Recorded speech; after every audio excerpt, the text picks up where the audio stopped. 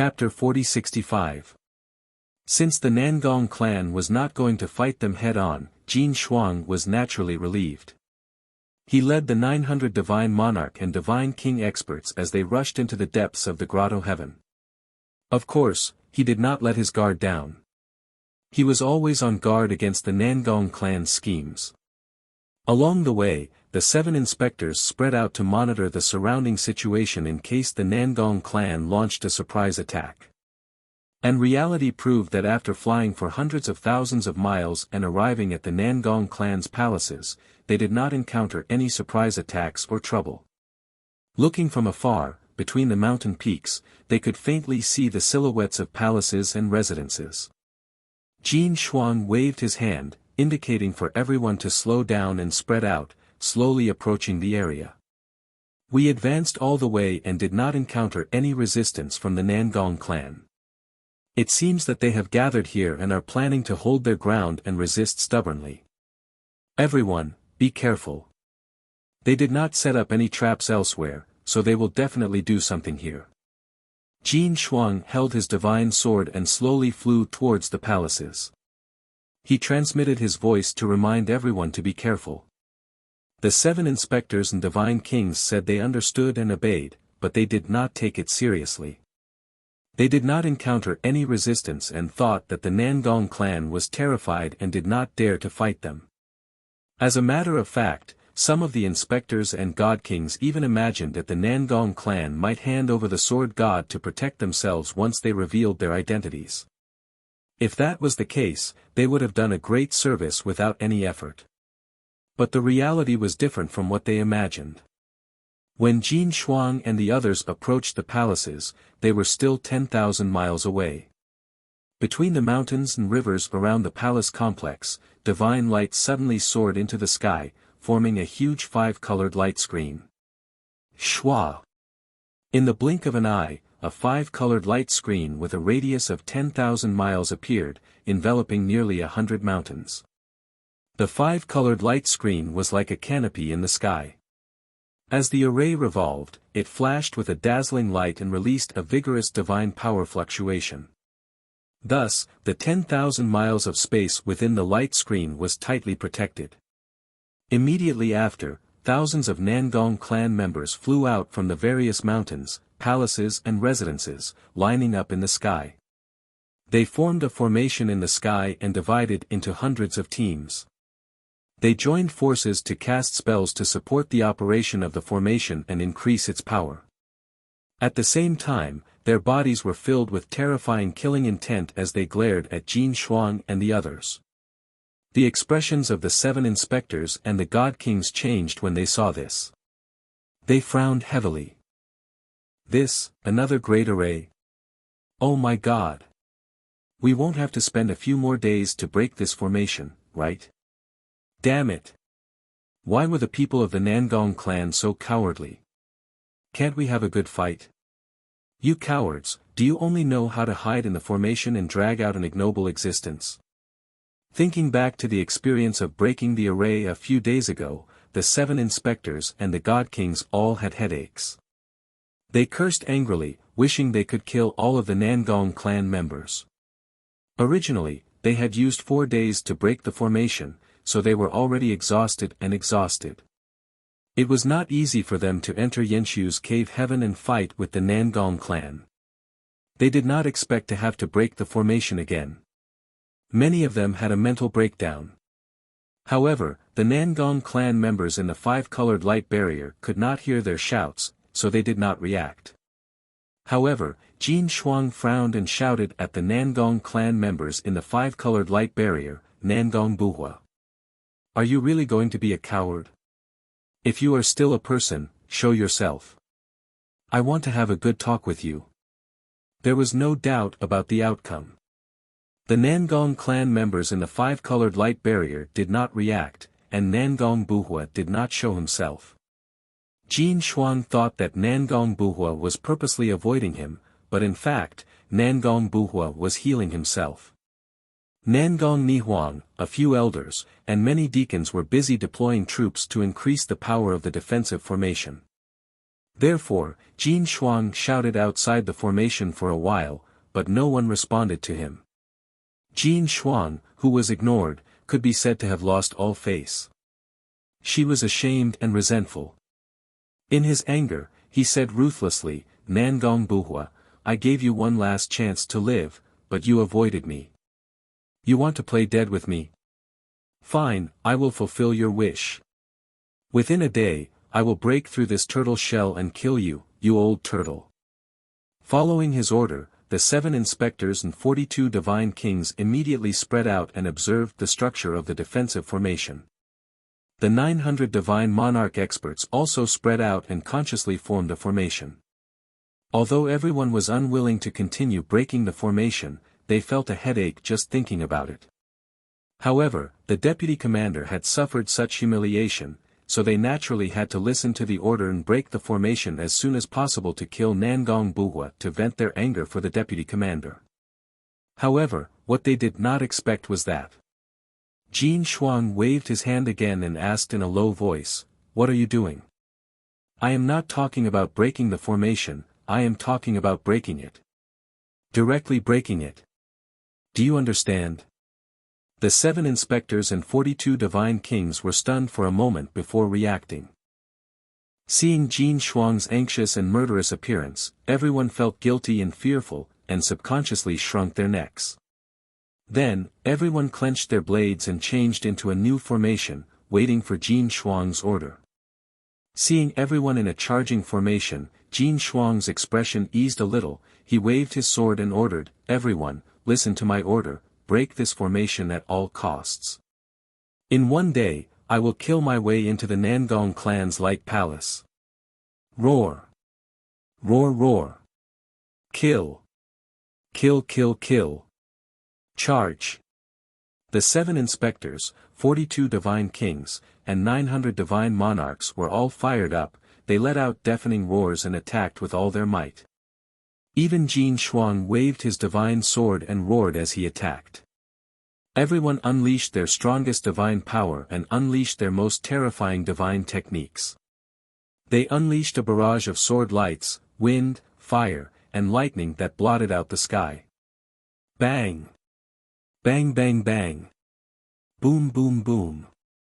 In the next moment, thousands of divine techniques landed on the 5-colored light barrier, exploding with deafening sounds. Divine light fragments that covered the sky flew everywhere.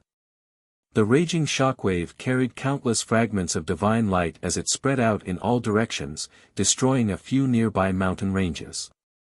The light barrier that was thousands of miles wide also trembled, exploding with divine light. Seeing that the first round of attacks from Jin Shuang and the others were close to the limit of the formation's defense, the light barrier was about to crack. The thousands of Nangong clan members revealed shocked and worried expressions. Many of the Nangong clan members who had lower mental fortitude let out cries of surprise. Luckily, there were 3 elders and 20 deacons present, they quickly comforted everyone.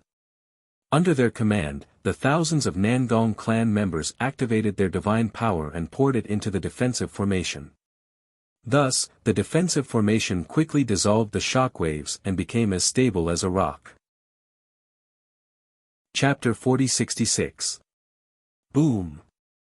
Boom boom boom! Soon, Jin Shuang and the 900 godly kings and godly monarchs launched a second round of attacks. Once again, divine techniques, wind, fire, and lightning filled the sky. Like a flood, they rained down on the 5-colored light barrier, creating earth-shattering explosions. The enormous sound waves spread for tens of thousands of miles before dissipating. The violent shock waves, wrapped in divine light fragments, swept across 80,000 miles. As a result, the mountains in this area collapsed one after another, and the mountain range also collapsed one after another, turning into a desolate ruin. Yellow sand filled the sky, covering the sun, causing everything within tens of thousands of miles to be blurry. The 5-colored light barrier once again withstood the fierce attacks. It only trembled and shook violently, but no cracks appeared. The thousands of Nangong clan members finally let out a sigh of relief. Previously, they were worried that this hastily constructed array would not be able to withstand the attacks of Jin Shuang's army. But now, it seemed that the efforts of the young miss, the elders, and the deacons were not in vain. As time passed, Jin Shuang and the 900 godly kings and godly monarchs continued their attacks. The loud rumbling noises did not stop, and the flashing divine light and devastating shockwaves did not stop either. The five-colored light barrier within 10,000 miles shook more and more violently. 4 hours later, the light barrier's power gradually decreased, and cracks began to appear under the attacks. However, the Nangong clan members desperately repaired the array, replenishing its power so that it could still hold on. 6 hours later, more and more cracks appeared on the formation, densely packed. No matter how hard the Nangong clan members tried, the speed of repairing the cracks could not keep up with the destruction of Jin Shuang's army. 12 hours later, half a day had passed. The cracks on the five-colored light barrier had already turned into dozens of cracks. The long cracks were dozens of feet long, and the short ones were more than a foot wide. With so many cracks, many godly king experts could shrink their bodies and pass through them, entering the defensive array. But Jin Shuang and the 7 inspectors did not do so. It was too risky. Once they entered, they would be surrounded by thousands of Nangong clan members. It would be like catching a turtle in a jar. If Nangong Buhua, Nangong Nihuang, and the others were hiding in the shadows, waiting for an opportunity, then they would be sending themselves to their deaths. The safest way was to wait for the army to break through the defensive formation before charging in together. Unknowingly, a day had passed just like that. Finally, the defensive formation was riddled with holes and was on the verge of collapse. At this time, Jin Shuang suddenly roared. Holding her sword with both hands, she descended from the sky and slashed at the defensive array that was on the verge of collapse. The inspectors, godly kings, and godly lords all made way as their gazes landed on him. Even the Nangong clansmen in the array looked at Jin Shuang, who was descending from the sky, with deep worry and fear. Ha! Jin Shuang roared, holding the sword with both hands and slashing out 1,000-foot-long, dazzling divine sword light. With a loud boom, the giant sword slashed the five-colored light shield and split it in half.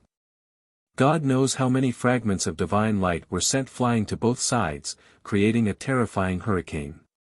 More than half of the defensive formation had collapsed, but the power of the massive sword didn't diminish in the slightest as it struck the ground again. 1,000-foot-tall mountain peak was instantly turned into ruins. Over 100 Nangong clansmen were unable to dodge in time and were instantly turned into dust. Such a valiant and heroic scene filled many of the Nangong clan members with fear, and they subconsciously retreated. How could the 7 inspectors and the godly kings let go of such a chance to flatter him?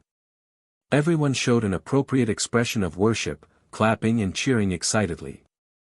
Jin Shuang stood in the air, the divine sword in his hand pointed to the ground, with an awe-inspiring stance. With this strike, most of the shame and anger in his heart had dissipated, and he felt much better.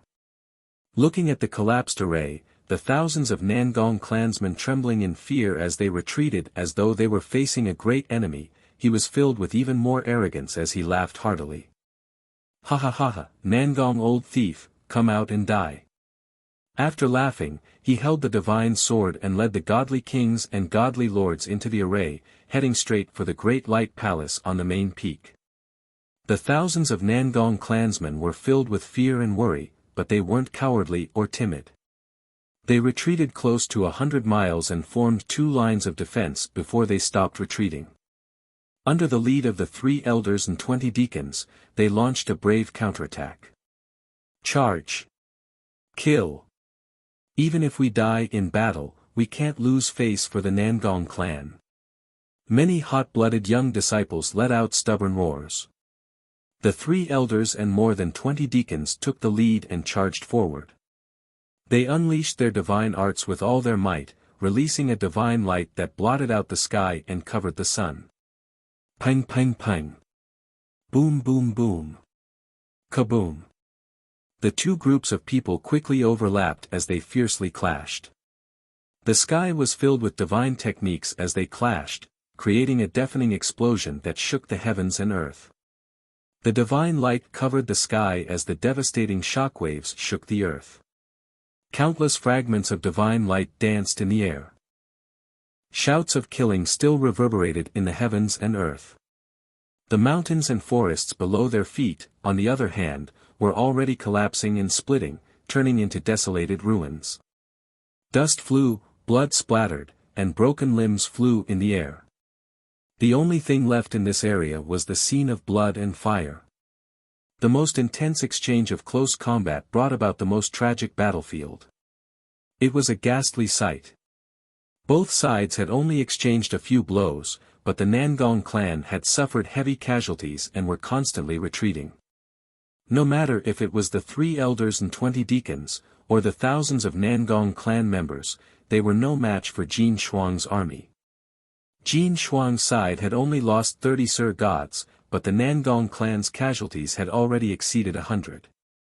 If this continued, the thousands of Nangong clan members would be killed within 4 hours. At that time, more than half of Jin Shuang's army would survive. Thinking of this, Jin Shuang's army's morale soared as they charged even more bravely. The thousands of Nangong clan members were anxious as they thought to themselves, why haven't the family head and young miss acted yet? At this moment, the great light palace on the main peak suddenly lit up with a few beams of divine light that shot into the sky as a roar came out. The long roar that pierced through metal and stone broke through the air, causing many mountains to tremble. Jin Shuang raised her head and saw a few divine king experts rushing over in the form of flowing light. The leader was Nangong Buhua, who wore a blue robe and a divine crown.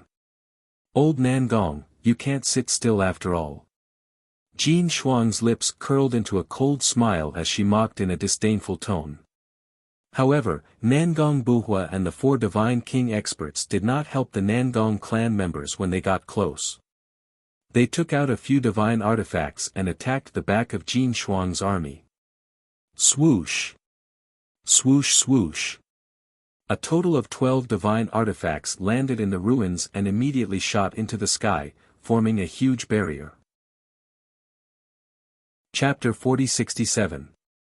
Seeing the actions of Nangong Buhua and the others, Jin Shuang was clearly confused. The 7 inspectors, 42 godly kings, and many godly lords were also puzzled by this. Logically speaking, Nangong Buhua and the few divine king experts of the Nangong clan should have joined the battle. Why would they take out a divine weapon and set up a formation on the battlefield?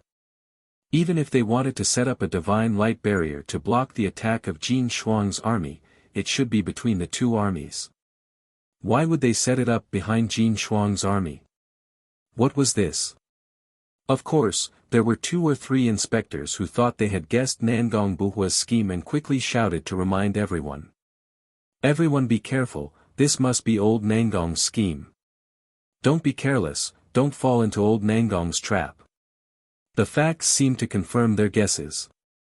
The 5-colored barrier extended in all directions and surrounded Jin Shuang's army.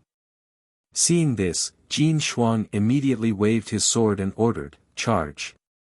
Destroy them with all your strength and charge into the light palace." Jin Shuang was very calm and his goal was very clear. The divine light barrier could not harm them for the time being and could be ignored. If they wasted time and manpower to destroy the barrier, they would fall into Nangong Buhua's trap. The correct method was to charge forward and destroy the Nangong clan until they reached the light palace.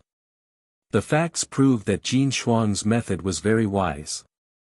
He personally led the army under his command and defeated the Nangong clan members like a hot knife through butter, quickly advancing a few hundred miles. Only when Nangong Buhua and several elders stopped them did Jin Shuang and the experts under him stop their charge.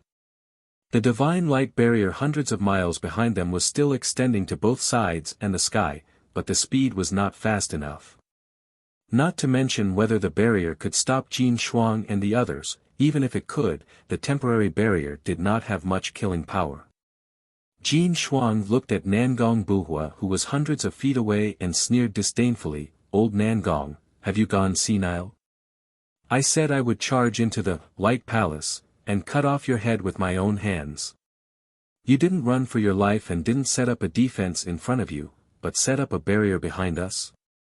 Ha ha ha. Looks like you've been scared out of your wits and are at a loss for what to do, right?" The other inspectors also laughed wildly, mocking Nangong Buhua. "Old bastard Nangong, if you know what's good for you, you'd better kneel down and admit defeat. The deputy commander might give you a decent death. Old thief Nangong, I'm afraid it's not enough to just kneel down and admit defeat. It's best if you let your beautiful daughter accompany our deputy commander. Ha ha ha. The vice commander gave you a chance before, but you insisted on dying. Old Nangong, die obediently." Hearing such filthy words, many elders, deacons, and clansmen of the Nangong clan were unable to restrain their anger. Their blood and chi surged, and they wished they could fight Jin Shuang's army to the death.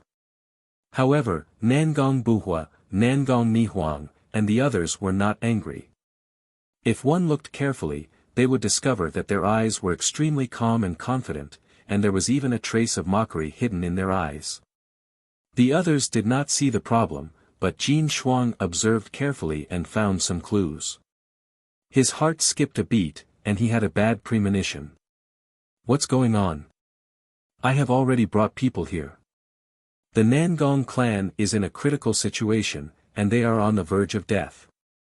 Why are they not panicking at all? No. There must be something wrong, could it be?" In an instant, Jin Shuang guessed a possibility. His pupils shrank, and a trace of worry flashed across his eyes. The facts once again confirmed his guess. Nangong Buhua held his head high, looked down at him with a dignified expression, and said in a sonorous voice, "Jin Shuang, haven't you always said that you want to see the Kenshin in person? Now, you've got your wish."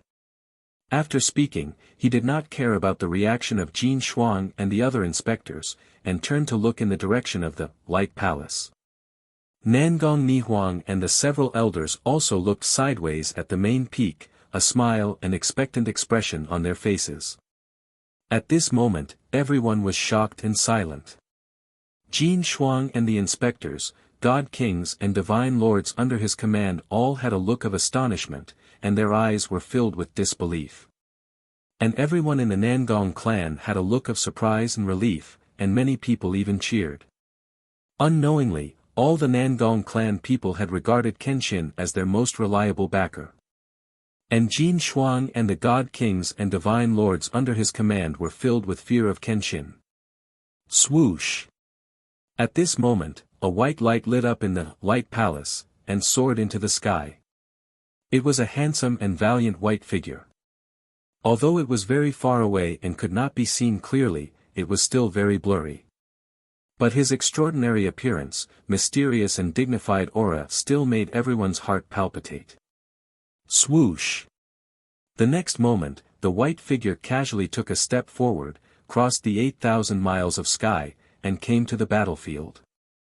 He stood in front of Nangong Buhua and Nangong Nihuang, looking calmly at Jin Shuang with a faint smile on his lips. Everyone's eyes were gathered on him at this moment. Thousands of pairs of eyes stared at him, revealing all kinds of complicated expressions. He was the same as before. His robe was as white as snow, and his long hair fluttered in the wind. He was indescribably handsome, elegant, and mysterious. That's right, he was Ji Tianqing, who had just finished his secluded cultivation. After he had broken through to the peak of the God King stage, he had cultivated for a period of time to stabilize his foundation and strength. Although, after he finished his secluded cultivation, there was a small incident in the distorted spacetime. But when he released his divine senses, he found that the Nangong clan was surrounded by strong enemies, so he put that matter aside and came out of seclusion first. Originally, he wanted to attack directly and destroy Jin Shuang's army with the power to destroy them. But Nangong Buhua and Nangong Nihuang dissuaded him and specially arranged such an entrance. Nangong Buhua told him that this was his first battle after returning to the God world, and it was very important. Not only did this battle have to be won beautifully, but it also had to be won easily and shockingly. After all, there were many forces watching in the dark, estimating his strength and thinking of how to bargain with him. Ji Tianqing did not mind following Nangong Buhua's advice and listened to it. Reality proved that such an appearance was indeed a pleasant surprise, and also left a deep impression on people. Jin Shuang, it has been many years since we last met. Do you have any last words? Ji Tianqing looked at Jin Shuang with a smile that was not a smile, and said these words calmly. It did not sound angry or murderous, as if he was saying goodbye to a passerby. Jin Shuang frowned fiercely, his eyes surging with anger. Although he was nervous, he was not afraid at all. With a dignified aura, he sneered and said, "Everyone knows that Kenshin's sword cultivation is unparalleled in the world, and his strength is incomparably strong. But you are heavily injured, and you are alone. How are you going to defend against me and my 800 elite soldiers? Today, I will kill you and use you as a stepping stone to become famous." Chapter 4068. If Jin Shuang could really kill Kenshin, that would fulfill his wish. He could really soar to the heavens and become famous in the God realm. Moreover, the Azura God Emperor would definitely reward him heavily and treat him as the #1 meritorious official. As for Kenshin, he would be killed by Jin Shuang in his first battle after returning to the God realm. This was definitely more humiliating than death. His legend would be shattered and he would become the laughingstock of the entire God realm. The two words, Kenshin, would also be quickly forgotten by the world. Even if people occasionally mentioned it, it would be the object of ridicule and ridicule. But all of these were hypotheses and what-ifs. The reality was like this. Ji Tianqing chuckled and raised his right hand. Pinching his sword fingers, he pointed towards Jin Shuang's army. Xiu! Xiu xiu! 3 consecutive golden sword lights pierced through the air like lightning. Everyone only caught a glimpse of them before they exploded in the crowd. The divine monarchs under Jin Shuang did not even have time to react, let alone dodge or block. Even the 42 divine monarchs only saw the sword lights appear and did not have time to react. Ji Tianqing only casually pointed and sent out 3 simple sword lights. However, they contained many profound meanings of the way of the sword. The seemingly simple golden sword lights that were only 300 meters long actually contained more than 200 types of law divine power. Moreover, they were extremely fast and contained sword intent that reached the heavens. This was the peak of the way of the sword in the world. Bang bang bang. Amidst the deafening sound, flesh and blood flew in the crowd and screams sounded everywhere. At least 80 divine monarchs were killed on the spot by the sword lights. Their bodies turned into minced meat and blood splattered on the ruins. There were also 30 divine monarchs nearby who were lucky enough to keep their lives. However, they were also heavily injured by the sword intent and the shockwaves. Covered in blood, they fell into the ruins and let out miserable cries. The crowd immediately exploded. Hundreds of divine monarchs let out terrified screams and roars as they scattered in all directions. The formation was instantly thrown into chaos. Even the 40 divine monarchs and 7 inspectors subconsciously moved to the sides, afraid of being affected. Jin Shuang still stood at the front of the crowd and did not dodge. However, his expression was extremely ugly, and his eyes were filled with shame, anger, and killing intent. Ji Tianqing did not refute his provocation. Instead, he used practical actions to give the best answer. Kenshin had casually pointed a finger and instantly killed nearly 100 divine lord masters. Was this seriously wounded? You, Jin Shuang, are merely an 8th degree realm god king, how dare you clamor about killing Kenshin? How laughable. At this moment, everyone present seemed to have heard a resounding slap. But no matter how angry Jin Shuang was, no matter how much she feared Kenshin, it was impossible for her to escape without fighting. He glared angrily at Ji Tianqing and slowly raised his divine sword. The aura around his body rose crazily as the divine power in his body gathered violently. Everyone thought that he was seething with anger and was going to fight Kenshin himself. But to everyone's surprise, he waved his sword fiercely and roared, "Everyone, listen to my orders. Surround and kill Kenshin at all costs." When his voice fell, he took the lead and rushed out, leading all the soldiers under his command to kill Ji Tianqing with all their might. Obviously, Jin Shuang was not blinded by anger and still remained calm. He didn't forget that Sword God was Emperor God Xiao Luo's greatest enemy and the person he wanted to kill the most. As long as he could kill Kenshin, even if he and all his subordinates died here, it would be worth it. Kill Kenshin and make a name for yourself. Whoever can take Kenshin's head will definitely be rewarded with the greatest merit. Even if we die, we must drag Kenshin down with us. In the midst of the charge, several inspectors and many god kings shouted. They really did not care about anything else. Seeing such a scene, Nangong Nihuang, several elders, and many deacons' hearts were raised. There were even people who scolded Jin Shuang and the others. Damn it! They actually besieged Kenshin without caring about their lives. More than 800 people besieging Kenshin. Who can withstand this? Jin Shuang, this sinister old man, he is too despicable. Everyone, don't just stand there. Let's help Kenshin together. In the end, the elder's words were stuck in his throat before he could finish his sentence. Because, in the next moment, they saw what it meant to be invincible. Even in the face of the siege of Jin Shuang and more than 800 god kings and monarchs, Ji Tianqing was calm and composed, his expression calm. He did not take a step back, nor did he take out his divine sword or weapon. He just casually raised his palms and stabbed his 10 fingers straight at Jin Shuang's army. His slender and crystal-like fingers actually burst forth with hundreds of dazzling sword lights, carrying the power to destroy heaven and earth, interweaving a huge sword net in the sky. At the same time, dazzling golden light burst forth from his body, condensing into a huge wall of light behind him.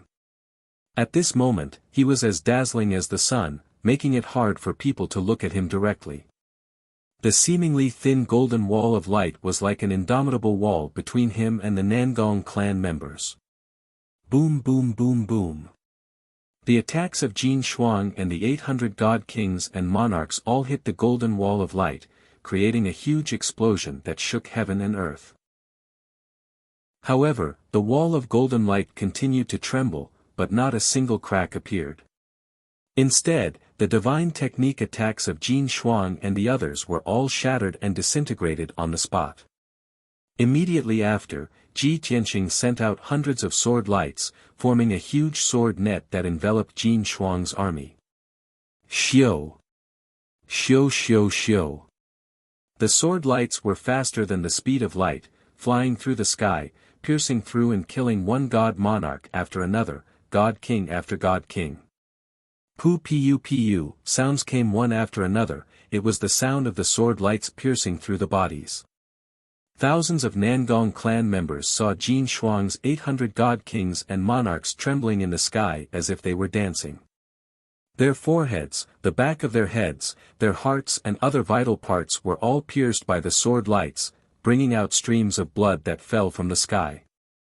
Every time someone's head was pierced by the sword light, their godhead would shatter and they would die on the spot, their corpse falling down powerlessly. However, the corpse would not fall into the ruins, it would be cut into pieces by the sword net, turning into drops of blood and debris that fell into the ruins. Other than the sound of the sword lights piercing through the air, there were only the screams of Jin Shuang's army, angry roars and the shocked cries of the Nangong clan members. Before this, no one would have thought that someone could be so powerful, to be able to fight against 800 experts by himself. No one had ever seen the way of the sword being used like this, to be able to kill enemies so pleasing to the eye. Ji Tianqing sent out hundreds of sword lights, as if they were alive and intelligent. Other than the sword lights, he did nothing else. He just put his hands behind his back and quietly watched Jin Shuang's army. After 100 breaths, the power of the hundreds of sword lights was used up and they finally disappeared. As for the 800 god monarchs under Jin Shuang, they were all killed.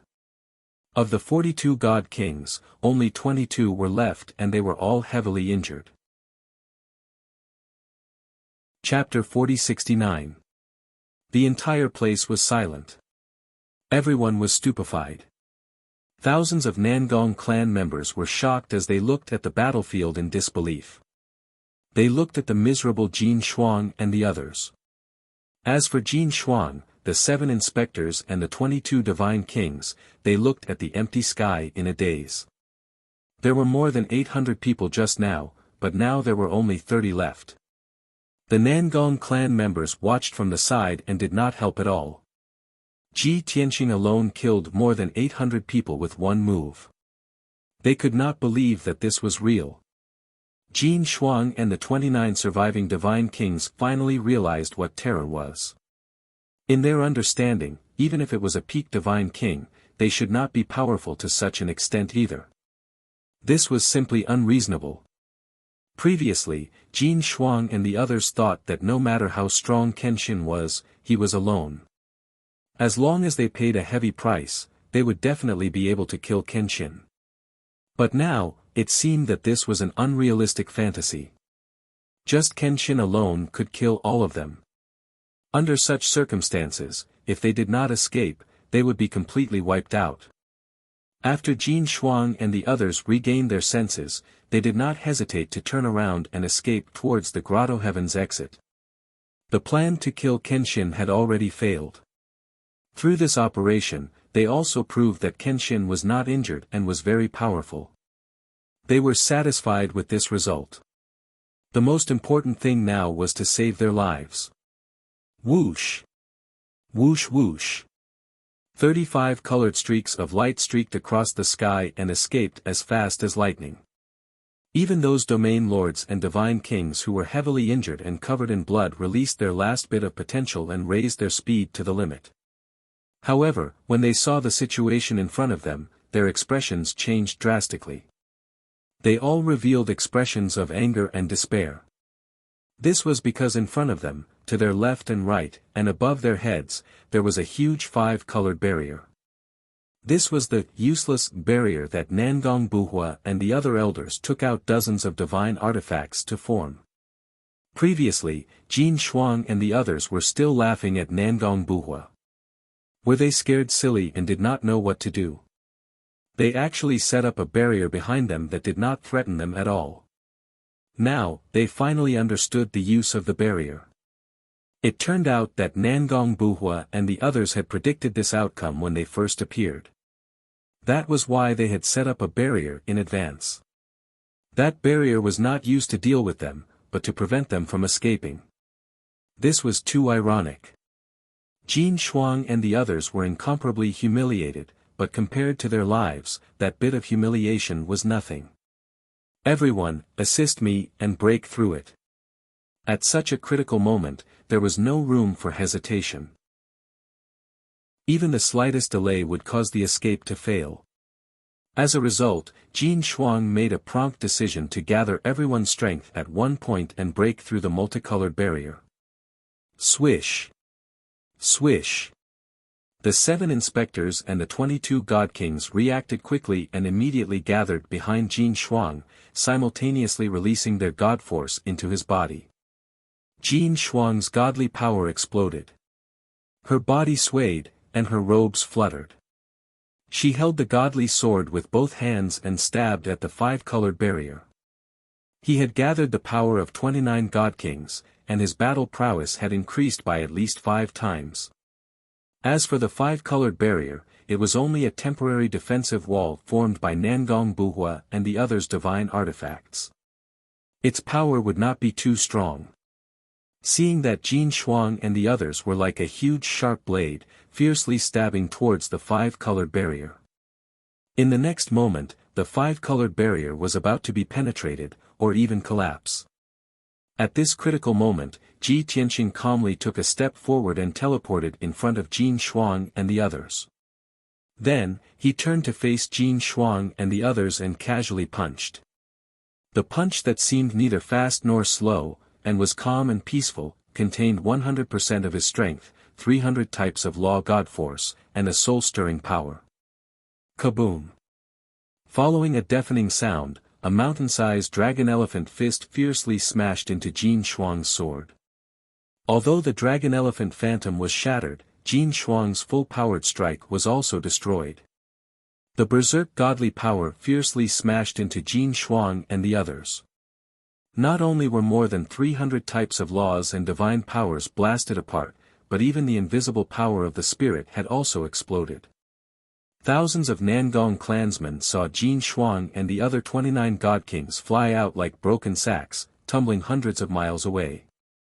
Especially Jin Shuang, who bore the brunt of the attack, his godly body could not withstand such power, and actually exploded on the spot, turning into a sky full of blood and debris. The few inspectors behind him, as well as a few heavily injured god kings, were also killed on the spot, not even their bones were left. Ji Tianqing's seemingly ordinary punch was actually able to defeat 30 god kings, and instantly kill 8 of them. Such terrifying power was beyond everyone's imagination. Plop! Plop! A moment later, more than 20 god kings who were lucky not to die fell into the ruins in disorder, and dust filled the sky. The few who were already killed, had their godhead fragments scattered in the ruins.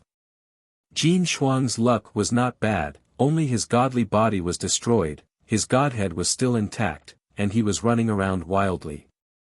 Front, back, left, and right were all blocked, it was either the 5-colored barrier or the thousands of Nangong clansmen, he had nowhere to run.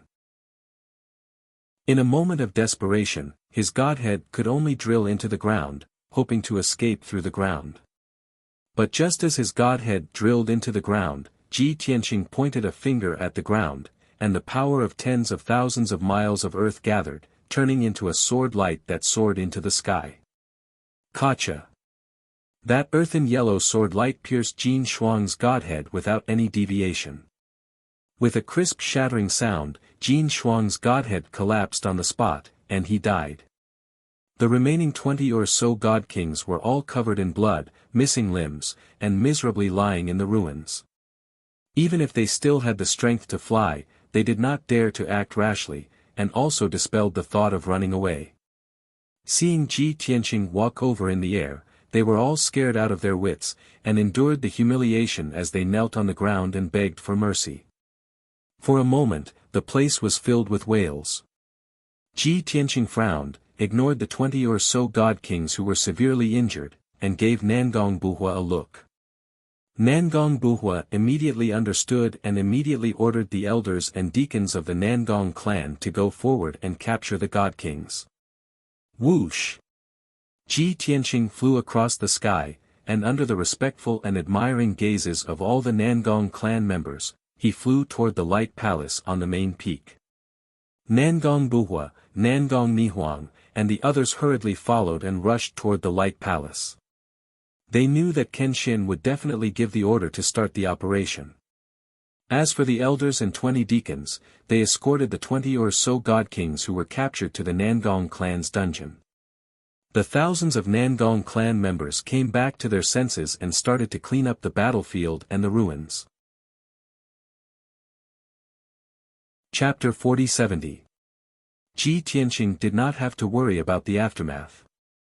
The Nangong clan would take care of it.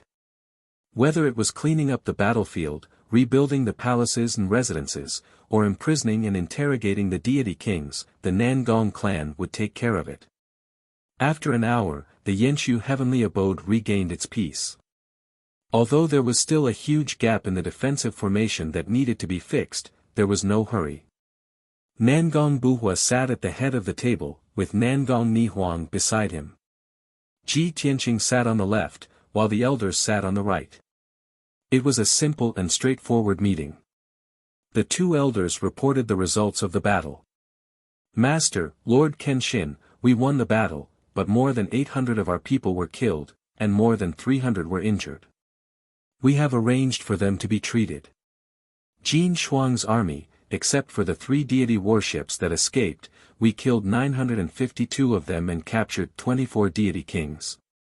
The 24 of them were severely injured, including 13 region masters.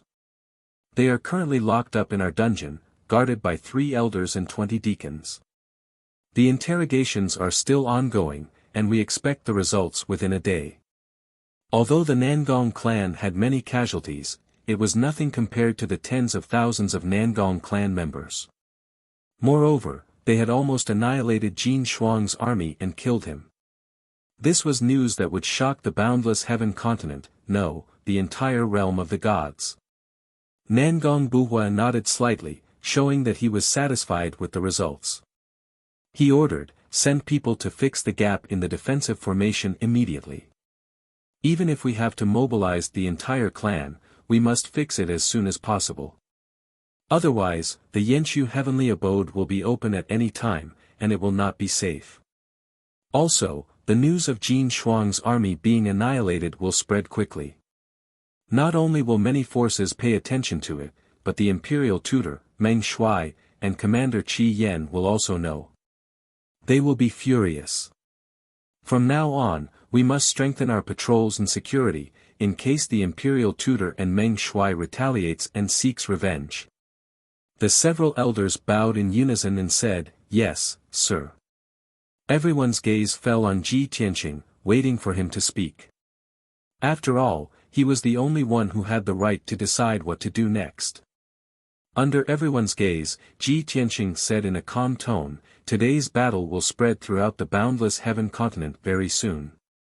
The major forces that have been watching us in the dark should know that it's time to make a choice. Nangong family head, I'll leave this matter to you. Inform all the family heads of the ancient clans as soon as possible and invite them to Yenshu Cave for a meeting. In addition to the forces loyal to the Azura God Emperor, there were more than a dozen top forces who were also invited. The time limit is 1 month. After that, I won't wait for you." Ji Tianqing was finally going to gather all the major factions and ancient clans to unite against the Azura God Emperor. However, Nangong Buhua, Nangong Nihuang, and the other elders were stunned when they heard his words. Everyone was shocked and in disbelief. Nangong Buhua frowned and asked, "Kenshin, are you sure you want to inform all the ancient clans and the top forces that are not loyal to the Shura God Emperor?" Others did not know, but everyone present was well aware. Although 70 to 80% of the forces and clans wanted to rebel against the Azura God Emperor's rule. However, there were very few clans and forces that were willing to support and follow Kenshin. Most of the ancient clans and top forces wanted to protect themselves and did not care about worldly affairs. Why would they come to Yenshu Cave for a meeting? If Ji Tianqing did this, not only would he not be able to gather a large number of allies and rebels, but it would also leak the information and reveal the timing of his action. However, Ji Tianqing seemed to have overlooked this point. He nodded without hesitation and said, "That's right." Nangong Buhua hesitated for a moment and said with a bitter smile, "But we all know that those guys have their own agendas and will not follow you openly." Ji Tianqing nodded to show that he understood and said, "You just need to send out a message and inform them. As for whether they come or not, that's their business." Seeing Ji Tianqing's firm attitude, Nangong Buhua and the rest guessed that he must have his own plans. Therefore, Nangong Buhua stopped persuading him and nodded to show that he understood. Next, Nangong Buhua and the other elders asked Ji Tianqing if he had any orders. What preparations did he need the Nangong clan to do? Ji Tianqing smiled and said, "The Nangong clan has already done what needs to be done. You can handle this matter." Nangong Buhua and the other elders felt that he was not that sad about this matter and did not feel nervous at all. They could not help but wonder.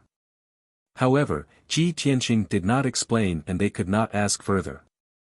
They could only suppress their doubts in their hearts. The meeting ended quickly. Ji Tianqing left the Divine Light Palace and returned to the secret room in his residence. He returned to the distorted spacetime. Only Nangong Buhua and the rest were left in the main hall. The elders looked at the clan leader and asked, "Clan leader, do we really not need to do anything else and only need to recuperate?" Nangong Buhua nodded and said, "Since Kenshin has no other orders, it means that he has a card up his sleeve. You don't have to worry and just focus on recuperating. Moreover, everyone has seen with their own eyes how terrifying Kenshin's strength is.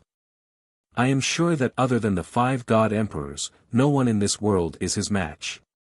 So, what are you worried about?" Hearing that what he said made sense, everyone no longer hesitated and left the Divine Light Palace to carry out their tasks. Only Nangong Buhua and Nangong Nihuang were left in the main hall and it immediately quieted down. Nangong Nihuang looked at her father and asked, "Father, what tasks do you have for me?" Nangong Buhua thought for a while and said, "There is nothing for you to do. If you have nothing to do, you can patrol Yenshu Cave and strengthen the defenses. Also, if you have nothing to do, you can spend more time with Long Tian to prevent him from inconveniencing himself." Nangong Nihuang heard and naturally understood what her father meant. Her eyes flashed with a tinge of shyness and she nodded and left. The people of the Nangong clan were still busy.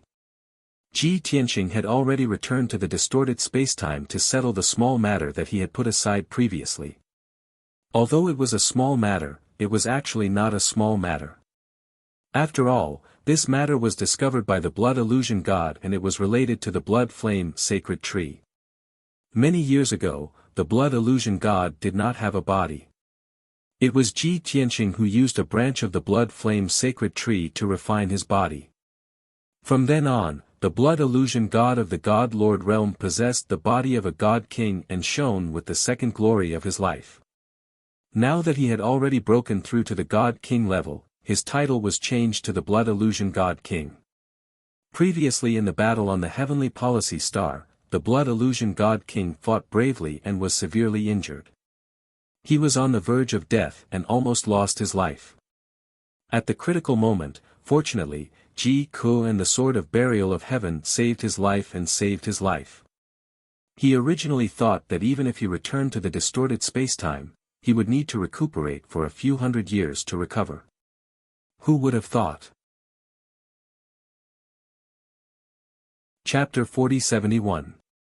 A few months had passed in the outside world, but the Blood Fantasy Deity King had only been recuperating in the distorted spacetime for 20 years. He did not expect that his injuries had already recovered by 70 to 80%. He was no longer in danger. Such an exaggerated recovery speed made the Blood Fantasy Deity King feel incredulous. When Lin Shui, Chao Qingyu and the rest found out, they exclaimed in amazement and asked the Blood Fantasy Deity King how he did it. The Blood Fantasy Deity King carefully recalled and racked his brains, but he could not find the reason. In the end, he briefly explained the process of treating his injuries to everyone. Back then, he was seriously injured and on the verge of death. He was in a semi-conscious and semi-conscious state when he returned to the distorted spacetime in a daze. His body was on the verge of shattering. He fell on the platform under the sacred tree and fell into a coma. His injuries were very serious. Not only was his body on the verge of collapse, his soul was also seriously injured and on the verge of collapse. But after a few years of deep sleep, he actually woke up. Then, he found that his injuries had healed and almost recovered by half. Even the injuries to his soul had unknowingly healed by half. Then, he could still feel that the blood flame sacred tree was continuously injecting energy into him to help him heal his injuries. Just like that, his injuries were mostly healed in just 20 years. This clearly proved that his miraculous recovery was due to the blood flame sacred tree. Chao Qingyu, Lin Shui and the rest also expressed their belief and agreement with this answer. After all, for so many years, they had also received immeasurable benefits from the blood flame sacred tree. But they only absorbed the power of the blood flame sacred tree. Every time their souls were injured, they did not feel that the sacred tree was helping them heal. Therefore, this discovery attracted everyone's attention. At that time, Ji Tianqing had just finished his seclusion. After knowing about this, he wanted to study it. He did not expect that Jin Shuang's army had already broken through Yanchu's grotto heaven and was about to reach the Great Hall of Light. Therefore, Ji Tianqing could only go and deal with Jin Shuang's army first and put this matter aside. Now, he returned to the Blood Flame Sacred Tree. Lin Shui, the Blood Fantasy Deity King, Chao Qingyu and the rest were still waiting for him. Seeing that he had arrived, everyone quickly gathered around him and excitedly told him about a new discovery.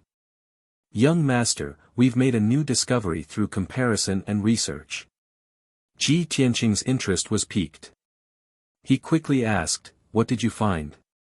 Shui Lin was full of excitement and said with bright eyes, "Before, we could only absorb the power of the Bloodfire Sacred Tree, but our souls didn't benefit.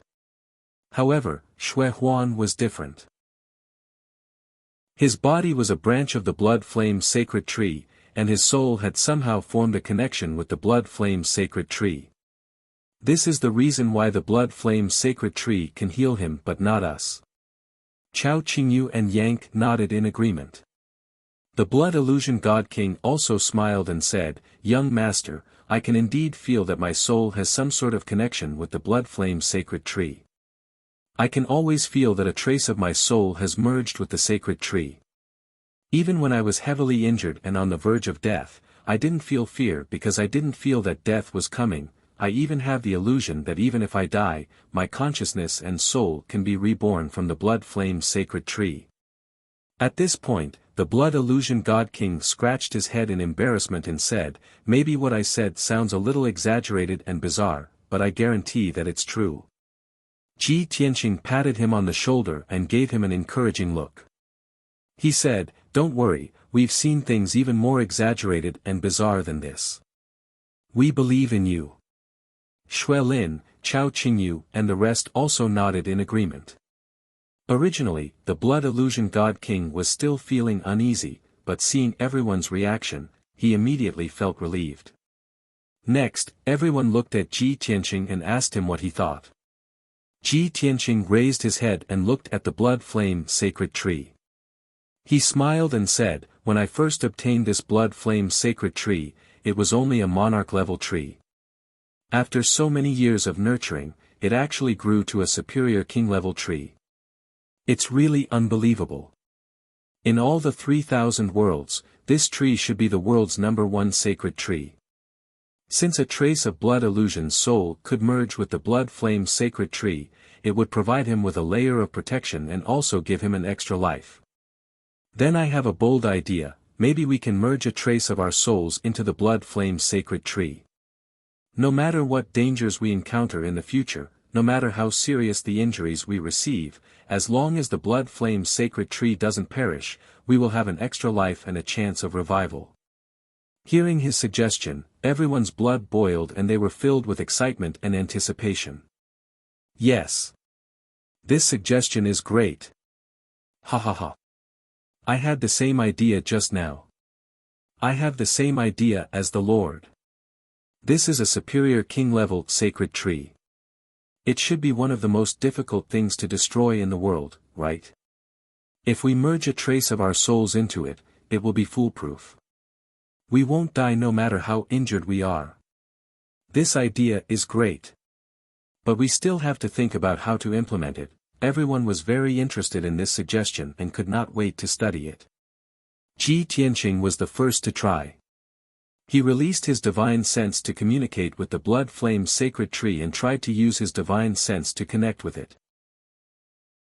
Logically speaking, the Blood Flame Sacred Tree was his and he had nurtured it for so many years. As the owner of the Blood Flame Sacred Tree, he should be able to communicate with the sacred tree and merge his divine sense with it. But in reality, things were not that simple. The Blood Flame Sacred Tree was not a living thing and it had not gained sentience. Divine sense could not enter it and merge with it. Everyone had to think of a reasonable way to merge their divine sense into the sacred tree. Lin Shui proposed the first suggestion. Everyone should eat a divine fruit from the Blood Flame Sacred Tree and use the fruit's power to strengthen their connection with the sacred tree. This idea sounded feasible, so everyone started to try it out. After each of them consumed a divine fruit, they did indeed receive great benefits. Their divine power increased slightly. But when they tried to merge their divine sense with the blood flame sacred tree, there was still no reaction. Chao Qingyu proposed the second suggestion. Everyone's divine sense directly merged with the sacred tree. It did not seem realistic. Why not focus on one branch and use their divine sense to nourish and refine it? This might work. This suggestion was very reliable and sounded very feasible.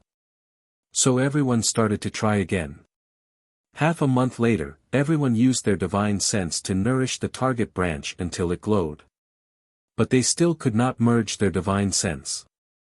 This suggestion was a failure.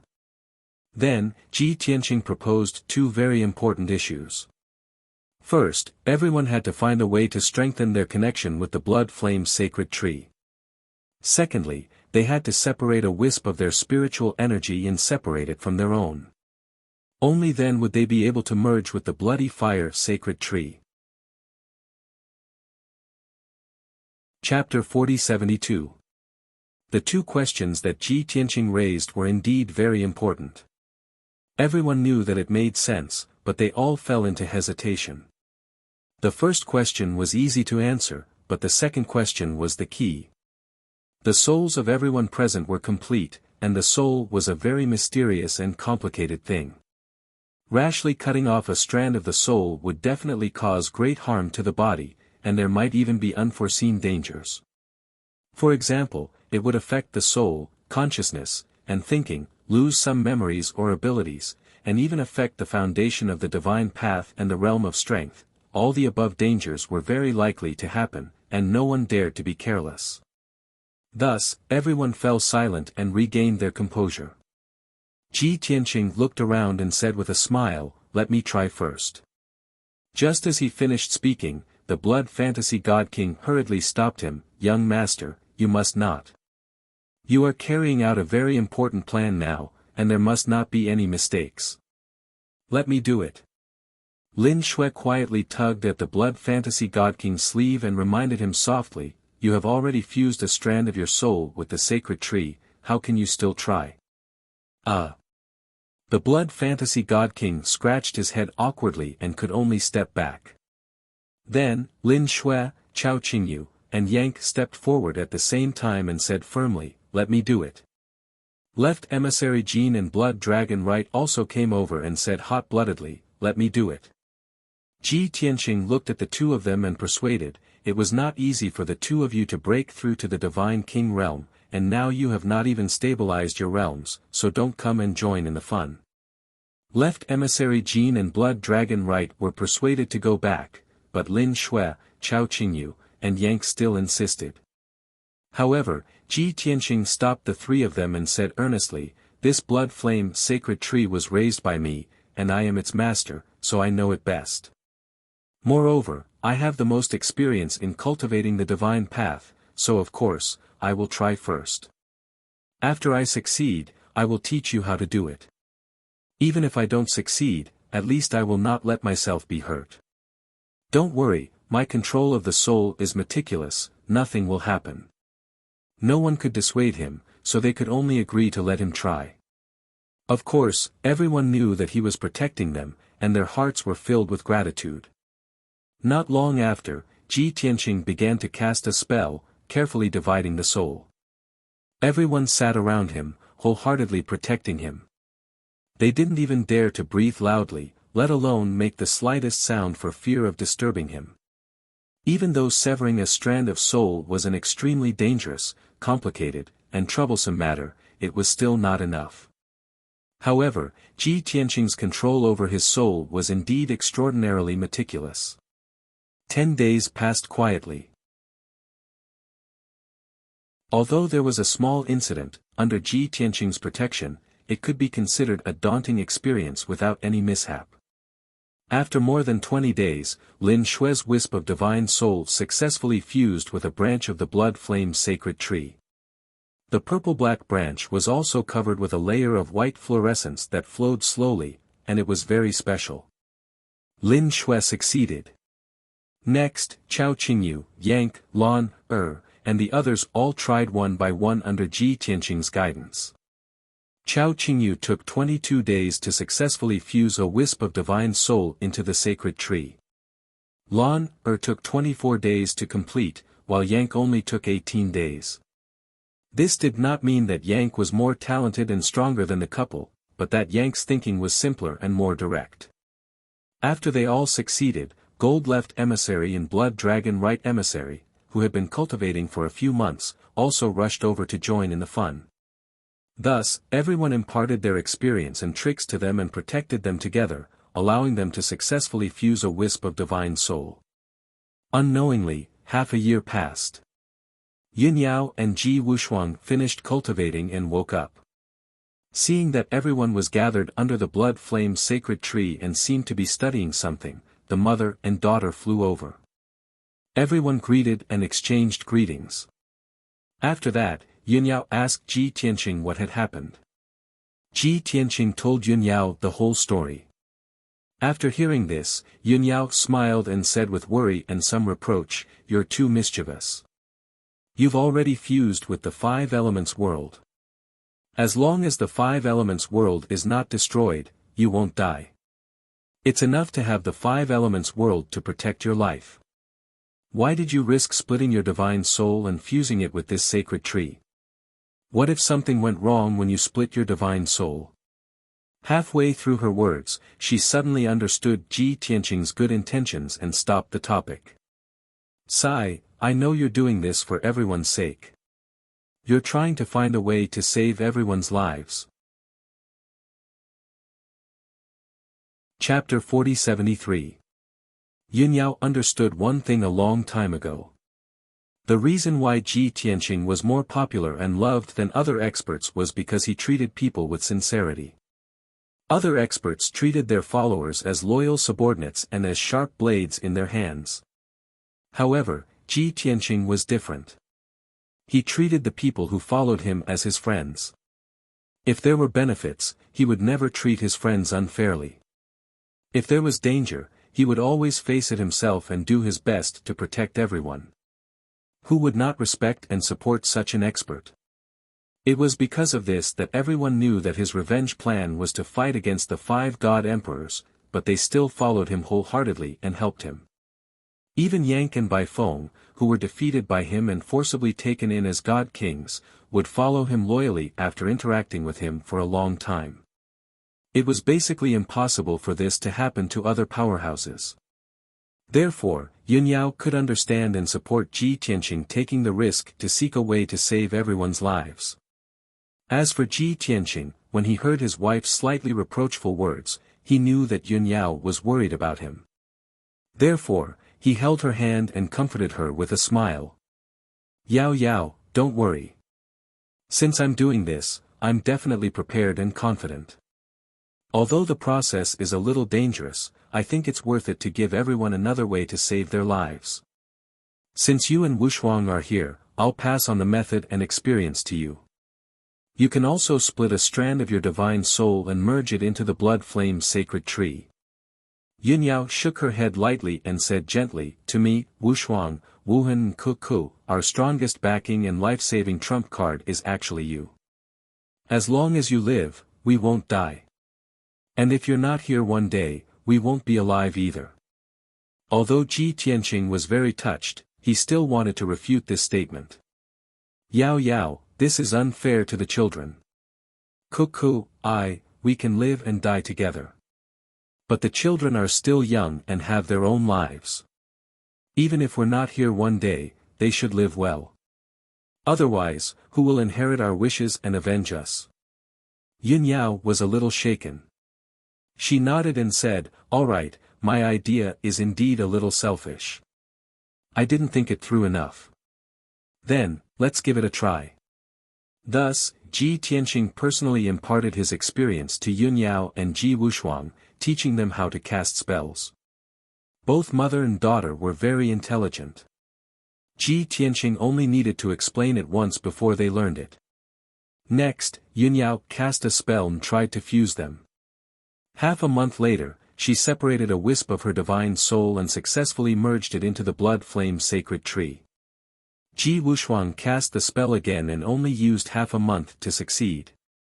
Ji Tianqing originally wanted Ji Ku and Ji Wuhan to split a wisp of their divine souls and fuse it with the blood flame sacred tree. However, the two of them were still cultivating in seclusion and shouldn't be disturbed, so this matter could only be postponed. Ji Tianqing still had things to deal with, so he left this matter to Yunyao and Ji Wuxuang. After Ji Ku and Ji Wuhan finished cultivating, the two of them would impart the method and experience to help them complete it. Ji Tianqing left the distorted spacetime and returned to the secret chamber. He had stayed in the distorted spacetime for nearly a year, and 7 days had passed in the outside world. Nangong Buhua had sent messages to the various clans and factions. Now that 7 days had passed, the various factions had thought it through and replied. At this moment, Nangong Buhua personally came to the door of the secret chamber and knocked on the door to call Ji Tianqing to report the situation. Ji Tianqing opened the door of the secret chamber and saw Nangong Buhua standing outside, waiting patiently. Although Nangong Buhua looked calm, Ji Tianqing discovered that there was a hint of anger hidden in his eyes. It was conceivable that the various factions' replies were probably not satisfactory.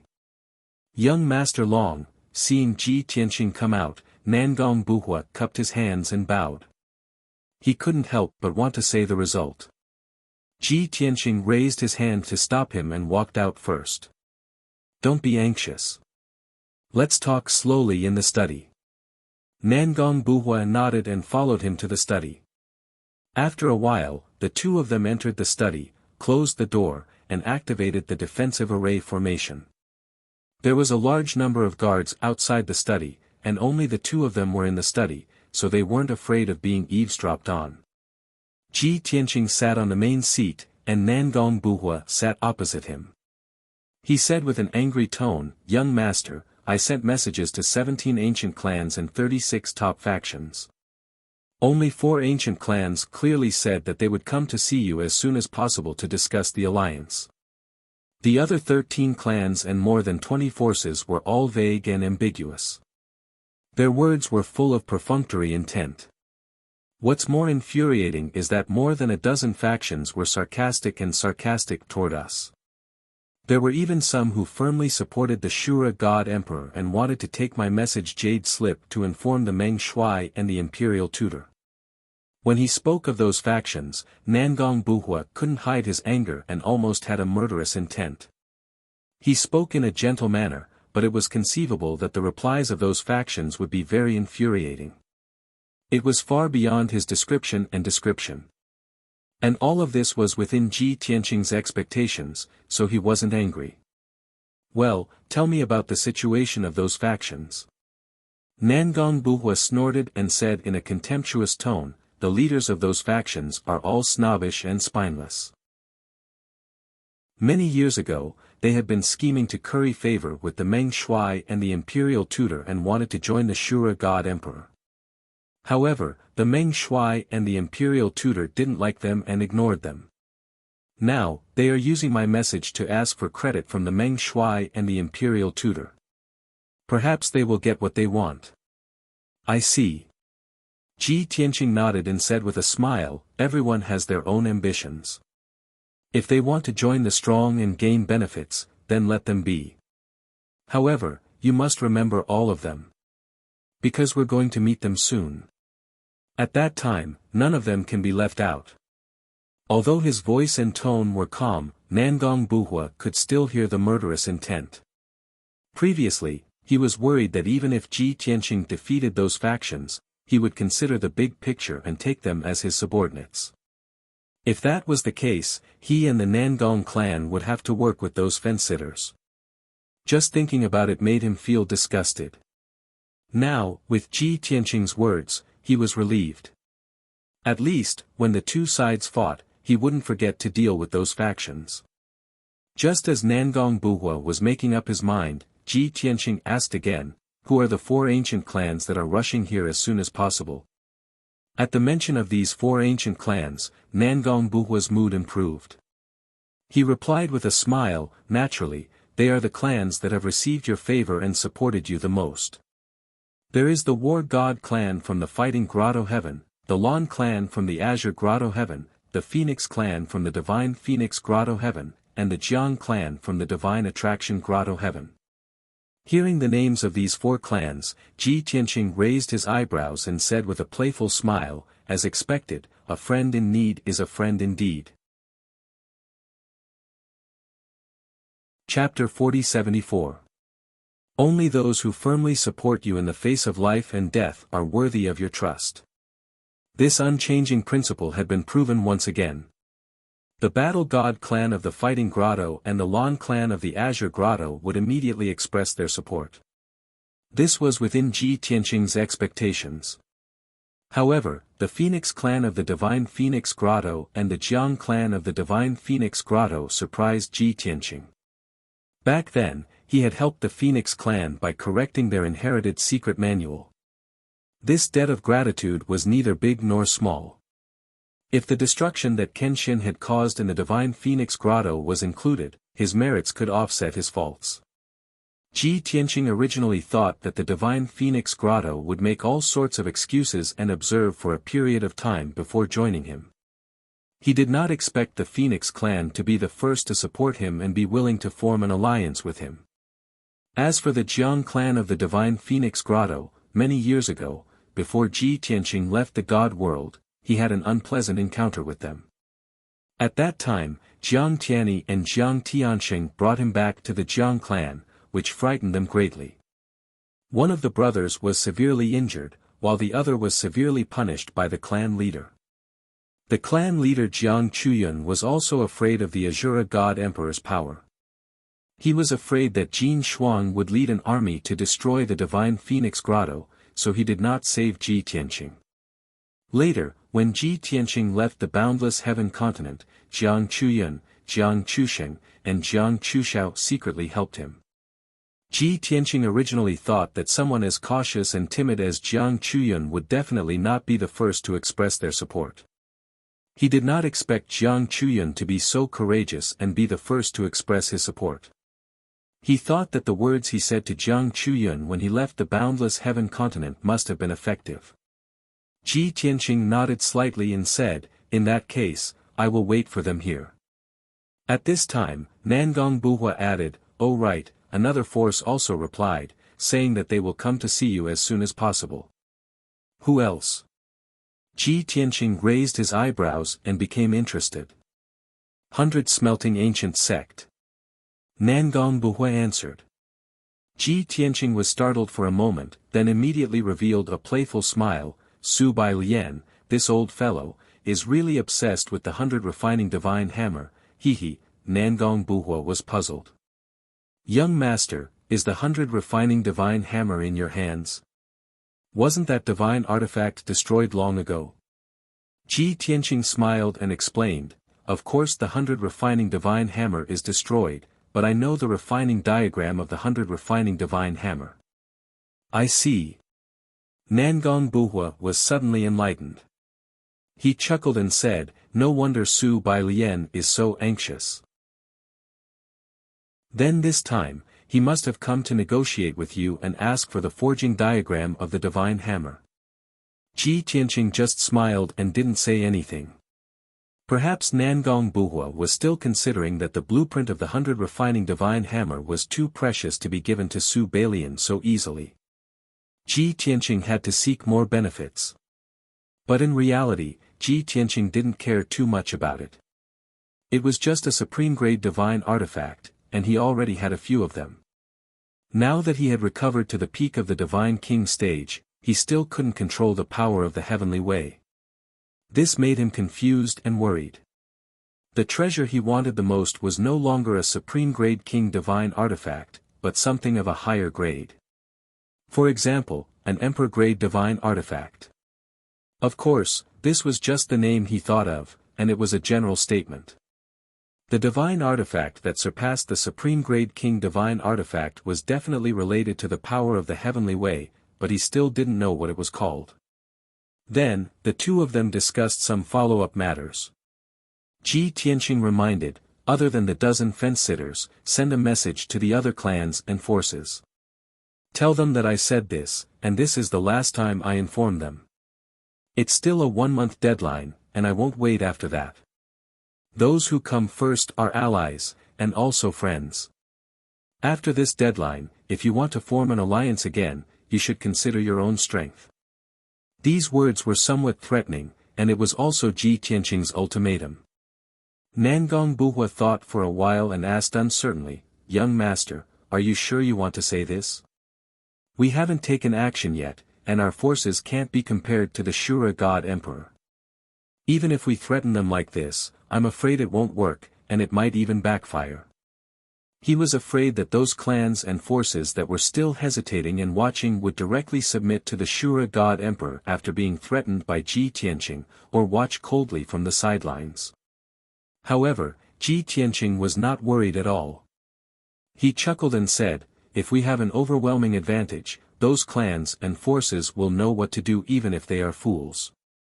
But now, it seems that we are at a disadvantage, and we can't be compared to the Shura God Emperor's forces. It's under such circumstances that those forces that are willing to form an alliance with us are sincere." Nangong Buhua immediately understood his intention and nodded in agreement. "Young master, I understand. You would rather have a few loyal and trustworthy allies than a bunch of half-hearted partners with ulterior motives. Because you are already confident that you can control the entire situation, right?" Ji Tianqing did not answer and only nodded with a smile. Nangong Buhua was not foolish enough to ask him where his confidence came from. After all, when Ji Tianqing killed Jin Shuang's army, the answer was already in front of everyone's eyes. Those clans and forces that were still hesitating and watching might not believe the rumors and felt that the Nangong clan was deliberately exaggerating Ji Tianqing's strength. However, Nangong Buhua had seen it with his own eyes and naturally understood how powerful Ji Tianqing was. That was the source of his confidence. After the discussion, Ji Tianqing got up and left the study. Next, he returned to the secret room to cultivate. Nangong Buhua patiently waited for the clan leaders and Su Balian to arrive. When the leaders of the 5 forces arrived, Ji Tianqing would come out to meet them. The news of Ji Tianqing killing Jin Shuang's army had already spread throughout the boundless heaven continent. After more than 20 days, the news had already spread to other continents. When Ji Tianqing's 1-month deadline was almost up, the news of Kenshin's return and his desire for revenge had already spread throughout the 5 continents. It was no exaggeration to say that half of the people in the heavenly realm knew about this matter and were discussing it. Even though the Nangong clan had released the news that Ji Tianqing had killed more than 800 experts, including Jin Shuang, alone, this news was too shocking. However, this news was so shocking that most people didn't believe it. Those forces in the boundless heaven continent that were wavering and watching in the dark had the same thought. Many people thought that the experts under the Shura God Emperor would be furious and retaliate against the Nangong clan after suffering such losses and humiliation. However, the 1-month deadline was up and the Nangong clan had not been attacked. The Meng Shuai and the Imperial Tutor were also very low-key and did not reveal any plans to the outside world. It seemed that they had swallowed their anger. However, everyone knew that this was impossible. They must be planning how to take revenge and how to kill Kenshin. At the same time, the 5 forces that had expressed their support for Kenshin and the 3 forces that had finally made up their minds arrived at Yenshu's grotto heaven one after another. Chapter 4075. On this day. In Yenshu Cave, in the Great Light Palace of the Nangong clan. The 1-month deadline was over, and those who were supposed to be here had arrived. As for those who were not here, they had made up their minds to observe the movements of the Kenshin and the Nangong clan, and then react accordingly. The magnificent Great Light Palace was shrouded in a solemn atmosphere. The most elite guards of the Nangong clan were guarding the surroundings of the Great Light Palace. The doors of the palace were closed, and only the leaders of the various forces, the elders of the Nangong clan, Nangong Buhua, and the others were participating in the meeting in the Great Light Palace. Today, Nangong Buhua sat on the left side, while Nangong Nihuang and several elders stood behind him. On the right side of the Great Light Palace, there were 7 divine king experts sitting in a row of seats. They were all dressed luxuriously and had a dignified aura. Behind each of them stood several divine king experts. They were the elders and protectors of the various forces. Although the forces represented by these experts were the first to express their support for the Kenshin. But when Nangong Buhua saw them, he did not feel any admiration or closeness. This was because 3 of them had masked their faces a month ago. Obviously, these experts were not sitting here today to pledge their allegiance to Ji Tianqing, but to negotiate. Whether the 2 sides could form an alliance would depend on the outcome of the negotiation, and whether the experts were satisfied. The hall was completely silent. Ji Tianqing had not arrived yet. Everyone was holding their breaths and patiently waiting for him to show up. 15 minutes later, the doors of the Great Light Palace finally opened. The guards at the door shouted, "Kenshin has arrived." So, everyone stood up and turned their heads to look at the door. Everyone's gaze was focused on the handsome young man in the white robe. Looking at him striding into the main hall, many people looked at him with awe along the way. Greetings to Kenshin. Nangong Buhua took the lead and bowed respectfully. The others followed suit and bowed respectfully. There was no doubt that Nangong Buhua had specially arranged for this appearance. Originally, Ji Tianqing had ended his cultivation a day earlier, and could have gathered everyone for a meeting at any time. However, Nangong Buhua insisted on following this procedure to make an appearance. He said that he wanted to frighten the experts. Ji Tianqing didn't care, but he accepted Nangong Buhua's suggestion. So far, it seemed that the effect was pretty good. At the very least, the few powerhouses who hadn't seen Ji Tianqing before had complicated expressions when they saw Ji Tianqing. Through the subtle changes in their expressions, it could be seen that their state of mind had changed. Ji Tianqing walked through the spacious hall and stood at the head of the table. He turned around to face the crowd. His gaze swept across everyone's faces and he said, "Everyone is too polite.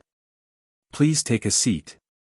After he finished speaking, he took a seat at the head of the table. Only then did everyone else take their seats. Ji Tianqing was not in a hurry to speak. His spokesperson, Nangong Buhua, spoke first. Nangong Buhua stood up and cupped his hands at the experts of the 8 forces. He said, "Everyone knows why we're gathered here today and what we're going to discuss. Since that's the case, we don't need to waste time saying useless words.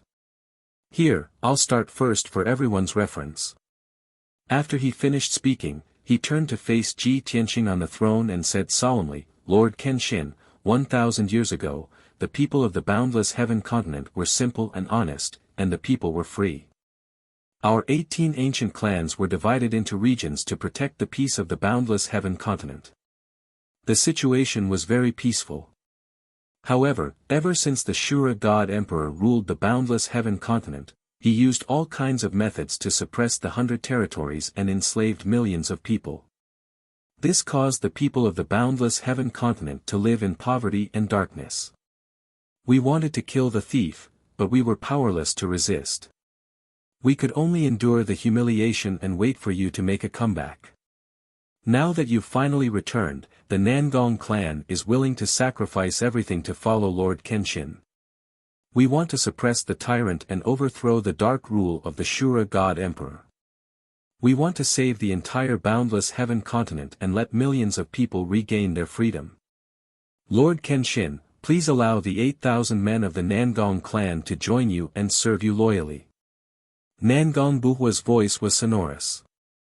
After he finished speaking, he even bowed to Ji Tianqing to express his request. Ji Tianqing seemed to be deeply moved.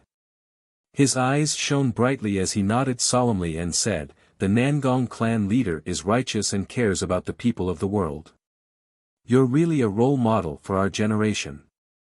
The Nangong clan has a compassionate heart and is willing to sacrifice themselves to save the people of the world. This is even more worthy of admiration and respect.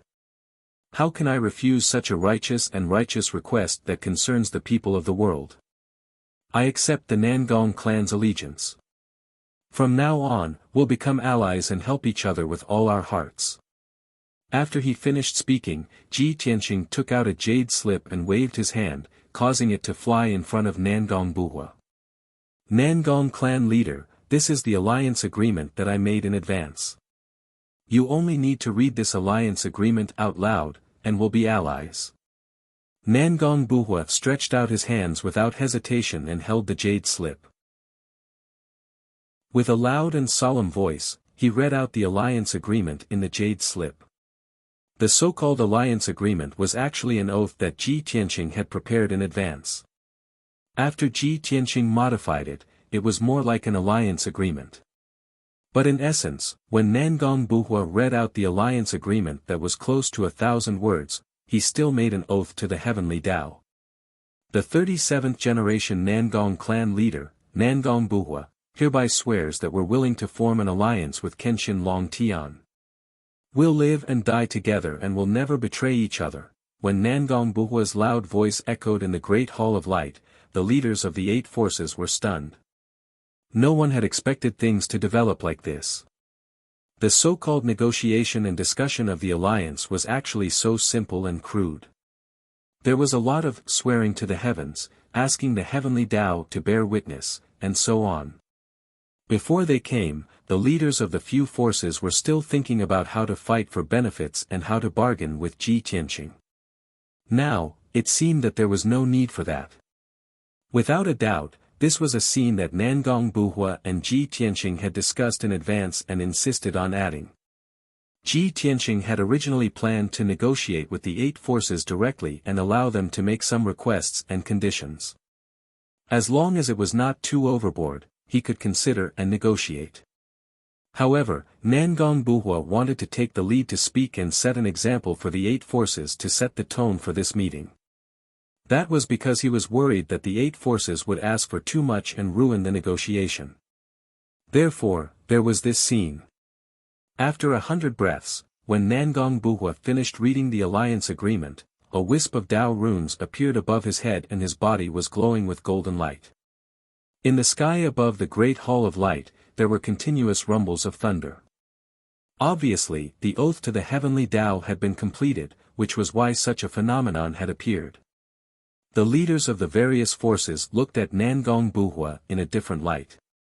A few experts fidgeted uneasily and looked embarrassed. Chapter 4076. Isn't this too cruel? Is Nangong Buhua crazy? Is that an alliance? He's swearing to God. Oh my God. The Nangong clan won't talk about any conditions or benefits, and they'll be loyal to Kenshin unconditionally. Damn Nangong Buhua, isn't he too much? Isn't he being disloyal to us? I understand now. Nangong Buhua must have discussed this with Kenshin. He's purposely making things difficult for us. He's highly regarded by Kenshin. Of course, he can put on a show. Even if he doesn't talk about any conditions, Kenshin won't mistreat him. The leaders of the various forces looked at each other and secretly discussed with each other through voice transmission. They felt very indignant in their hearts. However, no one was stupid enough to expose Nangong Buhua, nor would they leave because of this. They all wanted to see how Nangong Buhua and Kenshin were going to act. As expected. When Nangong Buhua finished swearing, the heavenly oath was established. Ji Tianqing seemed to be moved. He stood up and looked at Nangong Buhua with sincerity. Family head Nangong, I absolutely believe in your sincerity.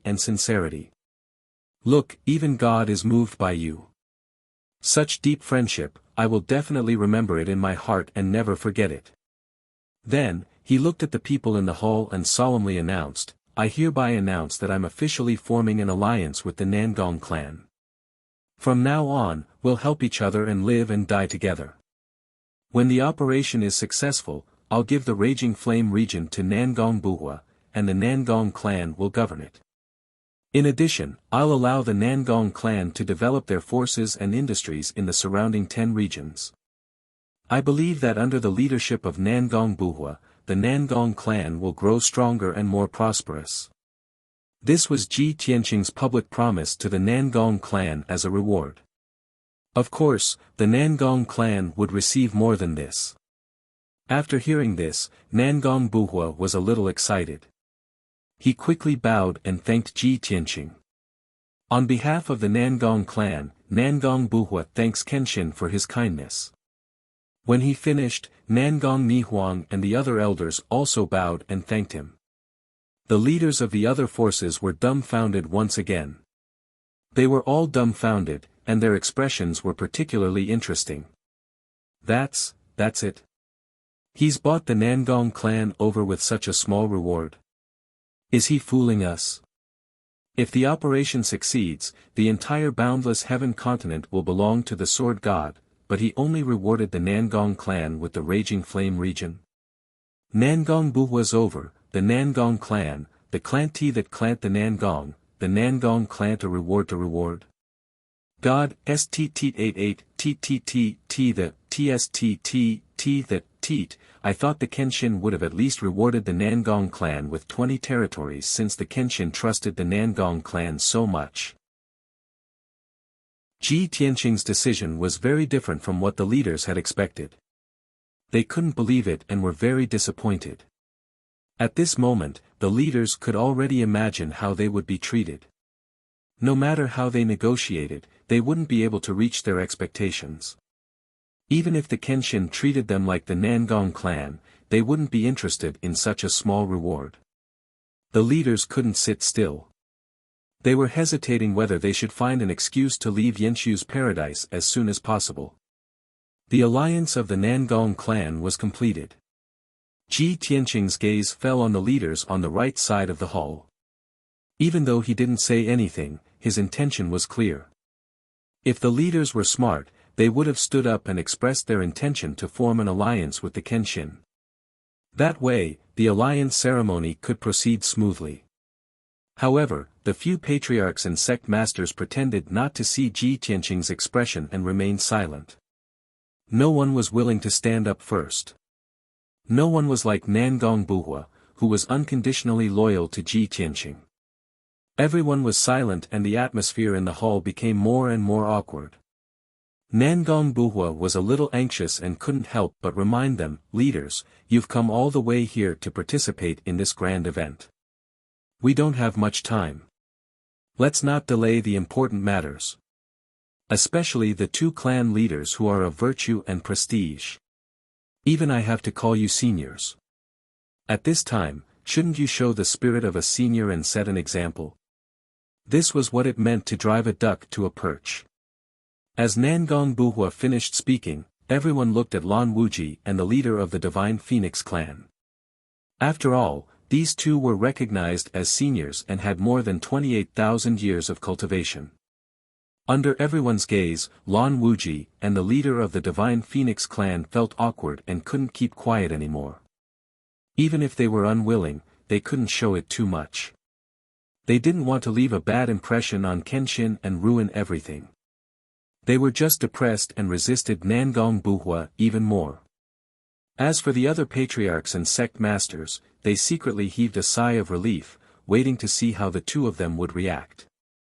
Ji Tianqing looked at the leader of the Divine Phoenix clan on the right. The leader of the Divine Phoenix clan couldn't avoid him. He could only stand up and bow to Ji Tianqing. He didn't talk about the alliance and asked, young Master Long Tian, we haven't seen each other for many years. Is Bai Feng doing well?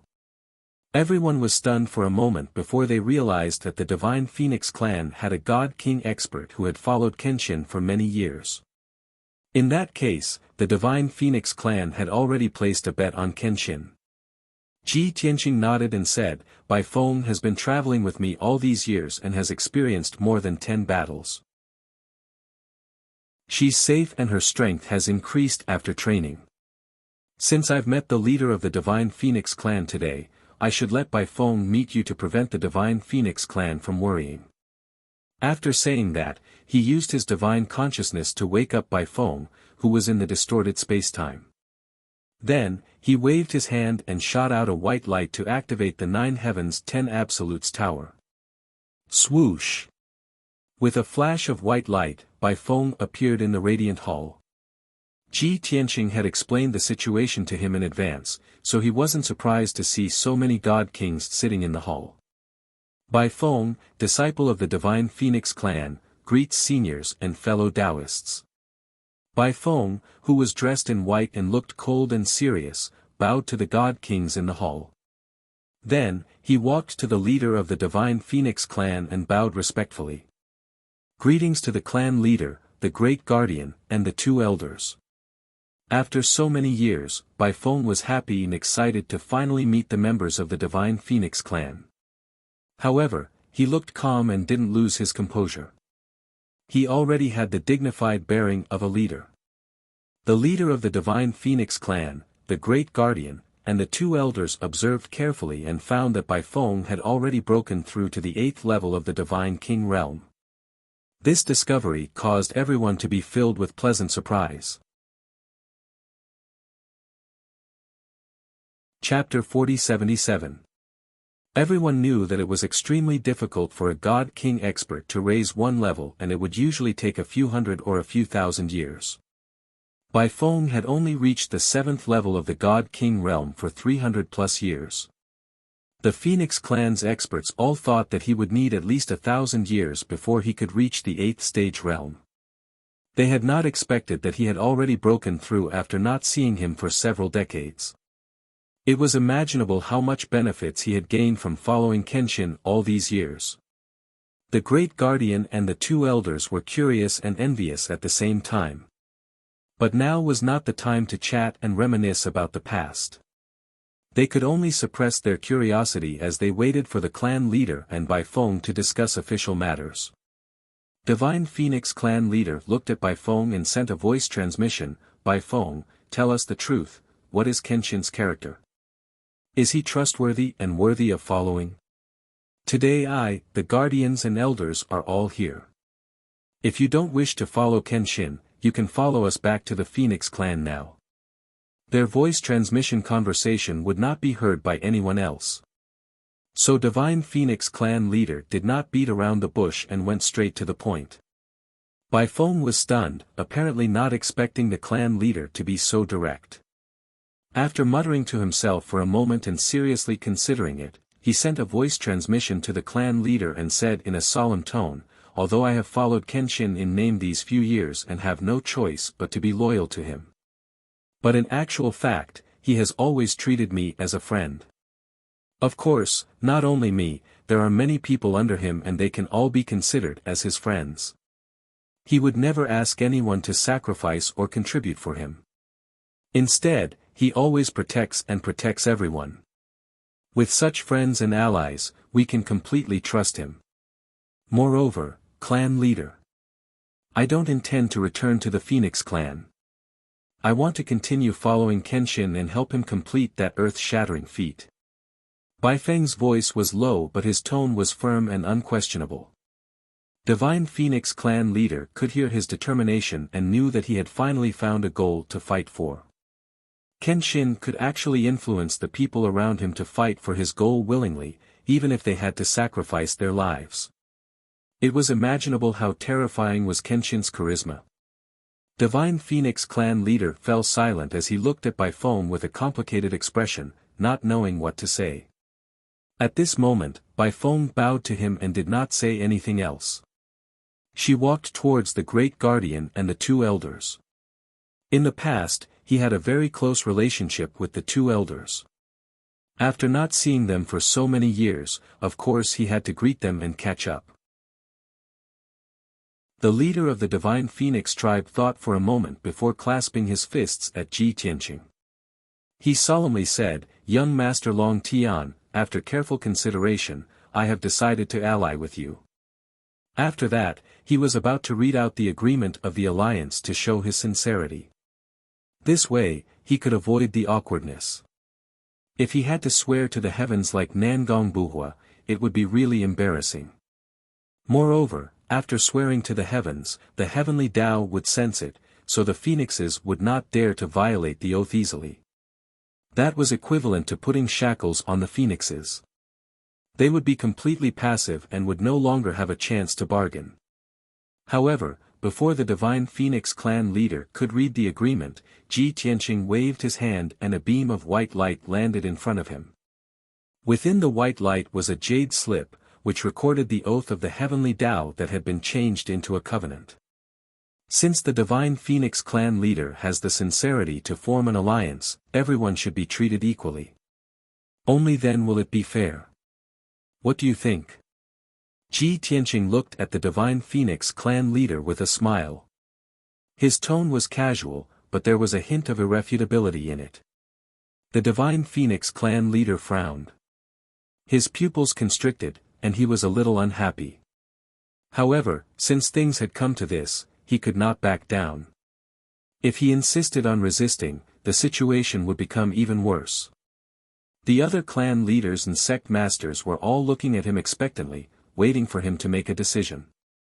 After hesitating for a while, the Divine Phoenix clan leader chose to believe by Feng. He gritted his teeth and made up his mind. He picked up the jade slip and read out the agreement that Ji Tianqing had made in a low voice according to the contents inside. This agreement was basically the same as what Nangong Buhua had read out. It was also close to 1,000 words long, and it sounded like all kinds of restrictions and restrictions. After the Divine Phoenix clan leader finished reading the agreement, the phoenixes were considered to have been trapped by Ji Tianqing. They would not dare to betray him or go against him. Unless the phoenixes were not afraid of being punished by the heavenly Tao. Boom! Boom! After the Divine Phoenix clan leader finished reading the agreement, thunder rumbled in the sky above the light palace. A wisp of Tao runes appeared above his head, and his whole body was covered in a layer of golden light. Everyone in the palace saw this scene and felt the vast power of the heavenly Tao. They were all curious and shocked. Ji Tianqing kept saying that the Divine Phoenix clan leader's sincerity had moved the heavens. However, the Divine Kings present all knew that things were definitely not that simple. Nangong Buhua and the Divine Phoenix clan leader swore to the heavens. The content of the oath was recognized by the heavenly Tao, and it became a heavenly Tao oath. Whoever dared to go against the oath would have to consider whether they could withstand the punishment of the heavenly Tao. At that thought, the clan leaders and sect masters' eyes dimmed. They were nervous and hesitant. After the heavenly Tao oath's phenomenon ended, the Divine Phoenix clan leader knew that the outcome was set. There was no turning back.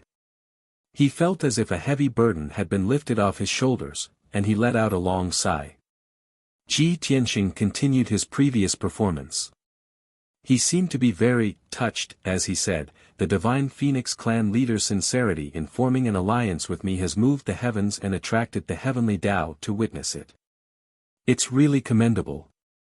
I agree to form an alliance with the Phoenix clan. From now on, we will help each other and live and die together. When we succeed in the future, the Fuchuan region will be ruled by the Phoenix clan.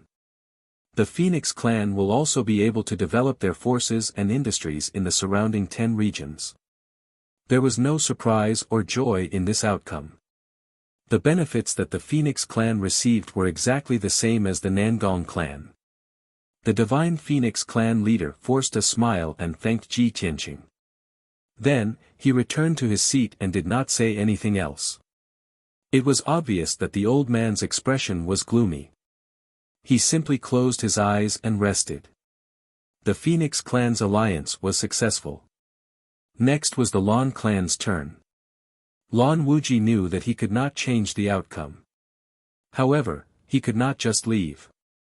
He could only accept his fate. He stood up decisively and expressed his willingness to form an alliance. Then, he read out the agreement that Ji Tianqing had taken out. His swift and decisive actions caused everyone to have a whole new level of respect for him. A smile also appeared on Ji Tianqing's face. After Lan Wuji read out the oath, there was another scene of thunder and Dao runes. Ji Tianqing acted as usual. He promised the Lan clan the same benefits as the Nangong clan and the Phoenix clan. Lan Wuji smiled and thanked him. Then, he handed the jade slip to Jiang Chuyun, who was beside him. Jiang Chuyun looked at the jade slip in front of him and the smiling and amiable Lan Wuji. He was so angry that his nose almost went crooked. The Divine Phoenix clan leader and Lan Wuji were respected seniors. They could only accept it when Nangong Buhua forced them to do so. However, it was not certain who would be the next to read out the alliance agreement. Now, Lan Wuji handed it to him directly. He could not accept it, but he could not refuse it either. However, when Lan Wuji saw his hesitation, he smiled and said, "Clan leader Jiang, it's your turn. Don't worry. Everyone's alliance agreement is the same. Just read it." Chapter 4078. F***ck, hearing Lan Wuji's words, Jiang Chuyun's face almost turned black. Despicable old fox. Jiang Chuyun cursed in his heart. He could only brace himself and accept the jade slip. Back then, before Ji Tianqing left the divine world, something unpleasant had happened in the Jiang clan. At that time, Jiang Chuyun was afraid of Jin Shuang and her army, so he had no choice but to offend Ji Tianqing. But since then, he swore to himself that he would never offend Ji Tianqing again. He also couldn't give Ji Tianqing a bad impression. Otherwise, he would ruin the relationship between Kenshin and the Jiang clan. Therefore, he took the jade slip, took a deep breath, and began to read the alliance agreement. The contents of the alliance agreement didn't change much. After reading it, thunder rumbled and Taoist rhymes appeared. His whole body was covered in golden light. Those in the know knew that it was a heavenly oath. Those who didn't know would think that he was going to ascend after being rewarded by the heavens. When the Taoist rhymes dissipated and the thunder stopped, the alliance agreement between the Jiang clan and Ji Tianqing was completed. As usual, Ji Tianqing was touched and promised the Jiang clan the same benefits. He still controlled a region and allowed them to develop their forces in the surrounding 10 regions. After the Jiang clan's matter was settled, Jiang Chuyun looked at the jade slip in his hand and then at the Battle God clan's leader. It was unknown whether it was because Jiang Chuyun had a high EQ and didn't want to offend others. Or was it because the Battle God clan's leader's 6-meter-tall body was as majestic as an iron tower and was too oppressive? In short, Jiang Chuyun returned the jade slip to Ji Tianqing and didn't hand it to the Battle God clan's leader. But what everyone didn't expect was that when the jade slip flew to Ji Tianqing, the Battle God clan's leader waved his hand and shot out a golden light, taking the jade slip. He held the jade slip in his hand and didn't hurry to read the alliance agreement. Instead, he said to Ji Tianqing, "Brother Long Tian, do you still remember our agreement?" Ji Tianqing smiled and nodded. He asked, "Brother Zhan is referring to having me spar with the brothers from the War God clan?" The Battle God clan leader smiled and explained, "It's good that Brother Long still remembers. However, it can't be considered a spar. I just hope that when you are free, you can give us some pointers." Ji Tianqing's smile was still gentle as he said, "No problem. It's a good thing for everyone to learn from each other and improve." Seeing that he had agreed, the War God clan leader no longer had any doubts. He immediately picked up the jade slip and read out the alliance agreement. Originally, this was a treaty that would make all the patriarchs and sect masters depressed. Normally, as they read it, their expressions would become serious and their moods would become very sullen. However, the War God clan patriarch's thunderous voice actually sounded impassioned and hot-blooded, as if he was about to die heroically. As his body lit up with golden light, Taoist rhymes appeared above his head. When the heavenly thunder rumbled in the sky, his aura reached its peak. The golden armor on his body shone brightly. That scene, that aura, it was as if he was about to go into battle to kill the enemy. The patriarchs and sect masters who had yet to read out the alliance agreement looked at each other in dismay. They communicated privately and almost cursed out loud. These old fellows, each one is more shrewd than the other. That's right. They are all fellows who sail according to the wind. Previously, they were still thinking about how to negotiate, but in the end, they admitted defeat faster than anyone else. Each one of them is really unique. When it's our turn, if we don't do something new, I'm afraid we won't be able to leave a deep impression on the Kenshin. Today, of the 8 forces that came to the Radiant Palace, the Feng clan, the Lan clan, the Jiang clan, and the War God clan had already expressed their stance and formed an alliance with the Kenshin. Only the 100 Refinement Ancient Sect, the Shimi Paradise, the Raging Flame Paradise, and the Xia clan had yet to express their stance. Unfortunately, the 4 patriarchs and sect masters were seated next to the War God clan's patriarch. As for the War God clan leader, he had a valiant personality and was never afraid of offending others. He was a true battle maniac. After Ji Tianqing promised the War God clan benefits in front of everyone, the War God clan leader threw the jade slip to the Yuchi clan leader beside him.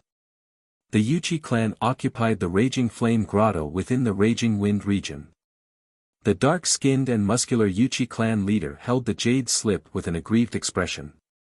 He looked at the Iron Tower like War God clan leader and originally wanted to grumble a little, but he still held it in. Things had already developed to such a stage, and if they were to incur enmity with the War God clan and make the Kenshin see them in a different light, that wasn't a wise move. Hence, Yuchi clan leader could only bear with his grievances as he read out the alliance agreement in a lively voice. The originally dull and rigid alliance agreement content was read out in cadence by that emotional voice of his, rising and falling, which made one's blood boil. The few clan leaders and many strong practitioners were all smiling as they looked at him, their expressions and gazes were somewhat amused. The few forces who had already formed an alliance were all thinking in their hearts that they had all been trapped, so don't even think of escaping. The 3 forces who had not read out the alliance agreement were muttering in their hearts.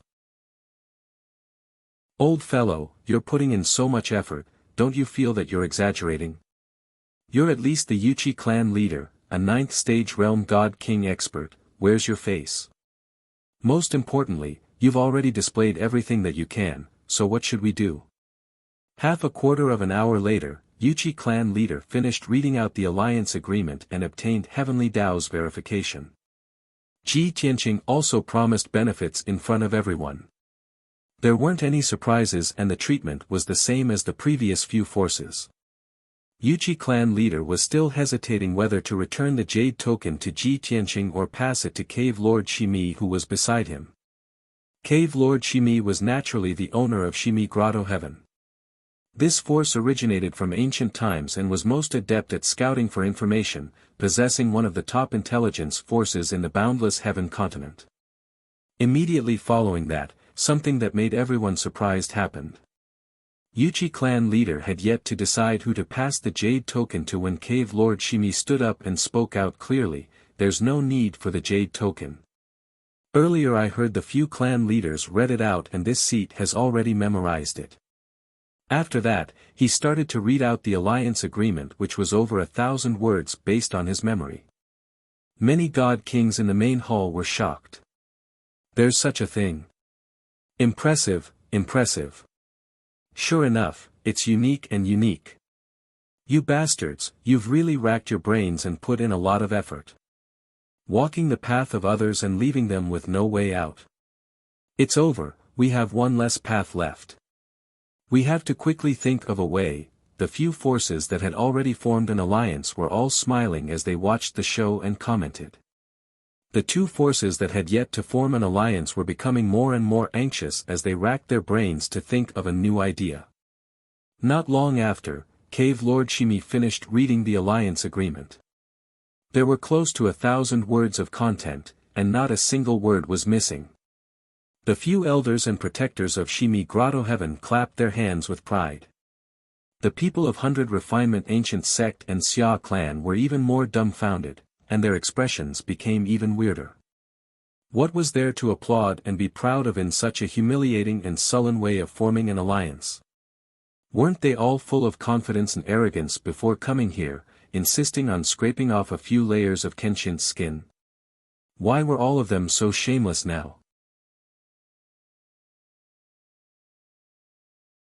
Chapter 40-79.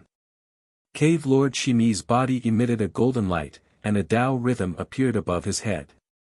Ji Tianqing was too lazy to continue acting. He did not even feel touched and directly promised to give Shimi Eden benefits. After it ended, only the 100 Refinement Ancient Sect and the Xia clan remained. Everyone's gaze landed on Su Bailian and Xia clan head. Everyone wanted to see who would be the first to announce the alliance agreement. In the end, Su Bailian's skin was thick enough. While Xia clan head was still hesitating, he stood up. He looked at Ji Tianqing and asked, "Kenshin, you haven't forgotten our previous agreement, right?" Once he said that, Xia clan head quivered. He looked at Su Bailian with a gaze filled with anger and jealousy. He thought in his heart, "Damn it. You old foxes, when did you contact Kenshin beforehand and even discuss the conditions? Before today, I have never even met Kenshin. I didn't even discuss any additional conditions. Isn't this a huge loss?" Ji Tianqing nodded at Su Bailian and said calmly, "After today's alliance, I can immediately fulfill our previous agreement." Hearing such a sincere reply, Su Bailian was completely relieved. He no longer hesitated. He picked up the jade letter and started reading the alliance agreement. Not long after, he finished reading the alliance agreement and officially formed an alliance with Ji Tianqing. After the heaven and earth anomaly ended, Ji Tianqing also promised in front of everyone that he would reward the 100 Refinement Ancient Sect with a piece of land and allow them to develop their forces in the surrounding 10 regions. The 100 Refinement Ancient Sect had also successfully formed an alliance. Only the Xia clan was left in the hall, becoming the focus of everyone.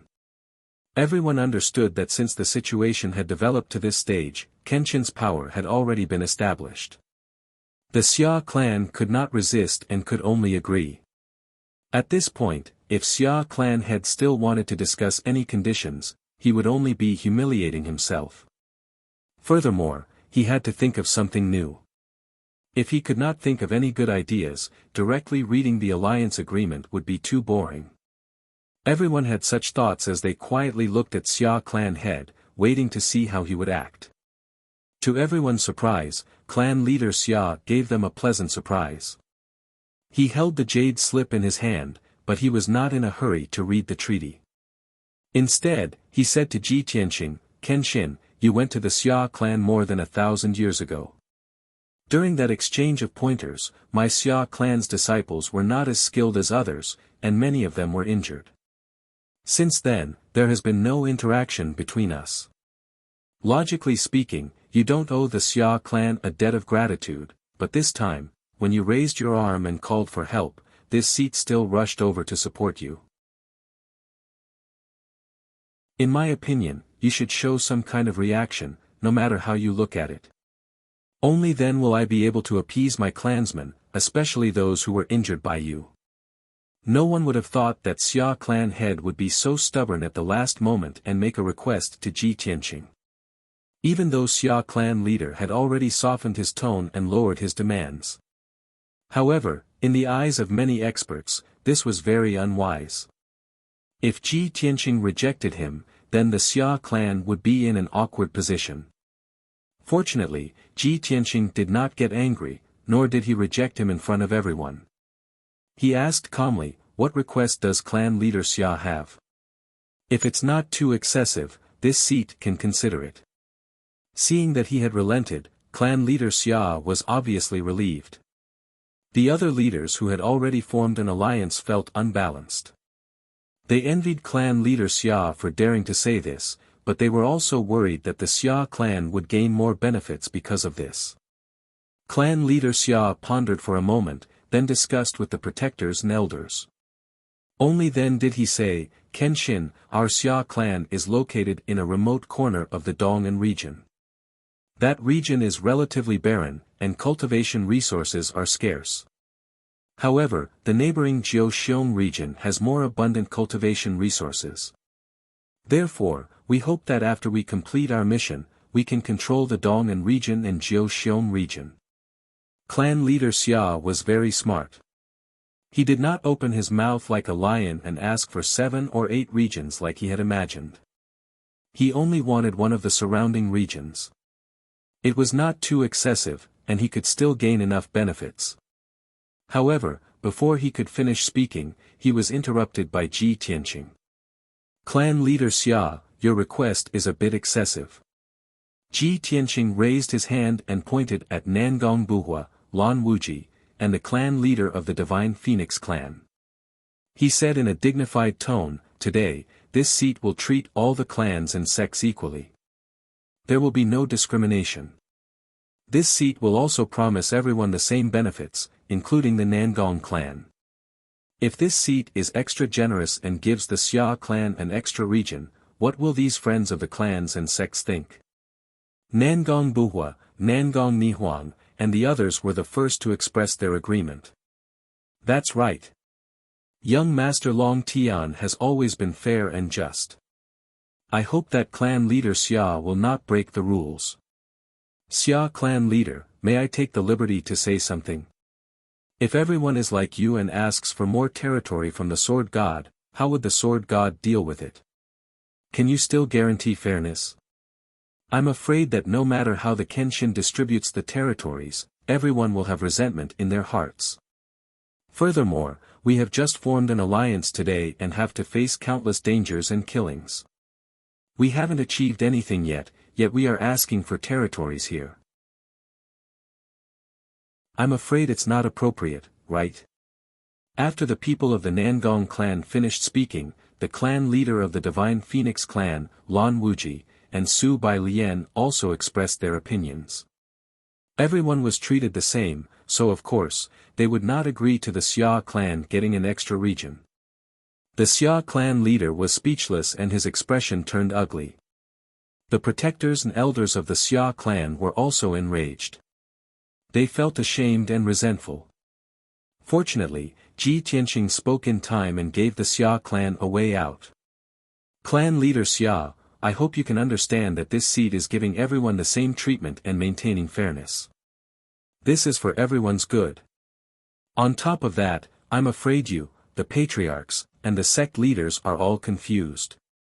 There are clearly hundreds of regions in the boundless heaven continent. After we overthrow the rule of the Azura God Emperor, this seat will be able to control all the regions. Under such circumstances, it's not a problem to give each force 3 to 5 regions. Why is this seat so stingy and only give each force 1 region? Without a doubt, this was a question that all the forces were very concerned about. Even Nangong Buhua had doubts in his heart. It was just that he chose to believe in Ji Tianqing and never asked. Everyone looked at Ji Tianqing with burning eyes, waiting for an answer. Ji Tianqing explained with a smile, the reason why we opposed Emperor God Xiu Luo and formed an alliance to overthrow him was because he was able to cover the sky with one hand and monopolize the power, causing the people of the boundless heaven continent to suffer. Our goal is to return peace to the boundless heaven continent and restore the freedom of the people so that all living beings can live and work in peace. If each force can be given several regions, their power will definitely increase exponentially. At that time, it will definitely form a state of fragmentation. After a long time, it will be inevitable that there will be friction and conflicts. If a war were to break out, the common people would suffer again. Even if we overthrow the rule of the Azura God Emperor, we will also bring war. What's the point of our alliance then?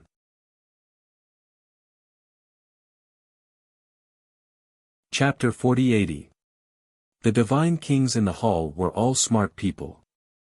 When Ji Tianqing said it, everyone understood.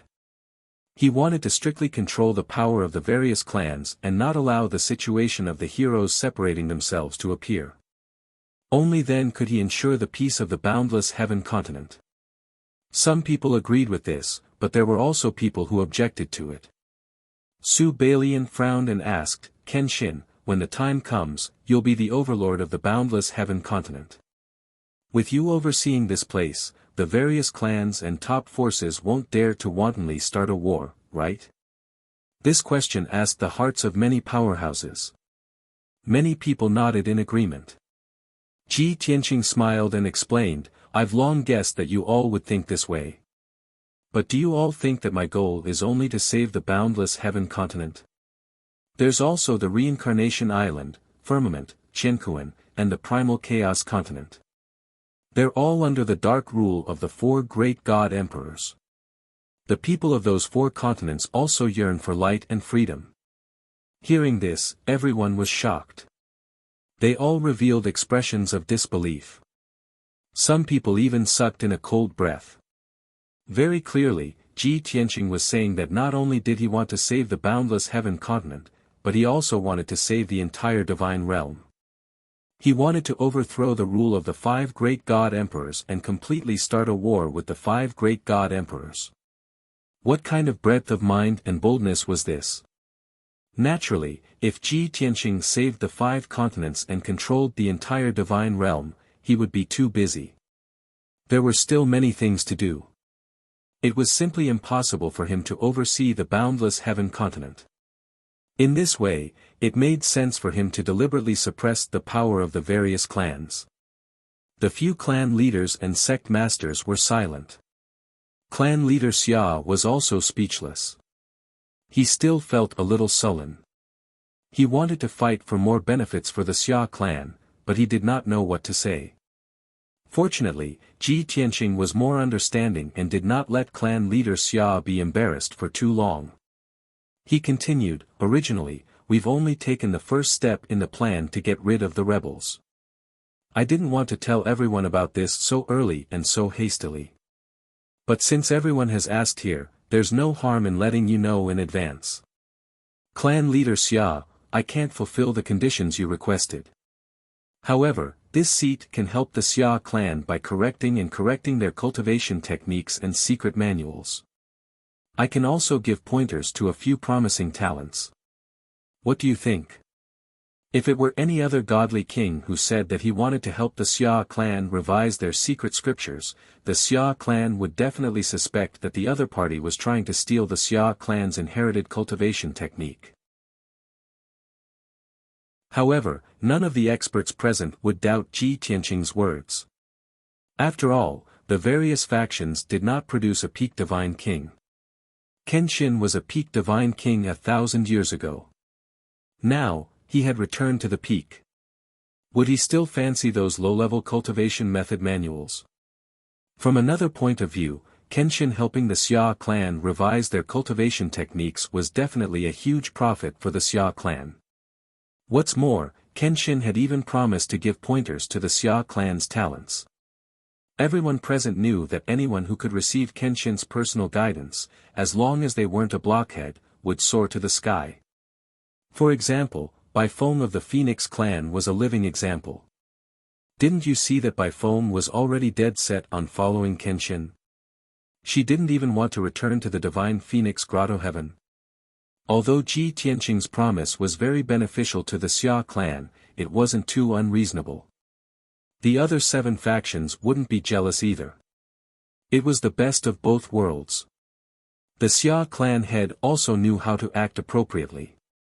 He accepted Ji Tianqing's promise and bowed to express his gratitude.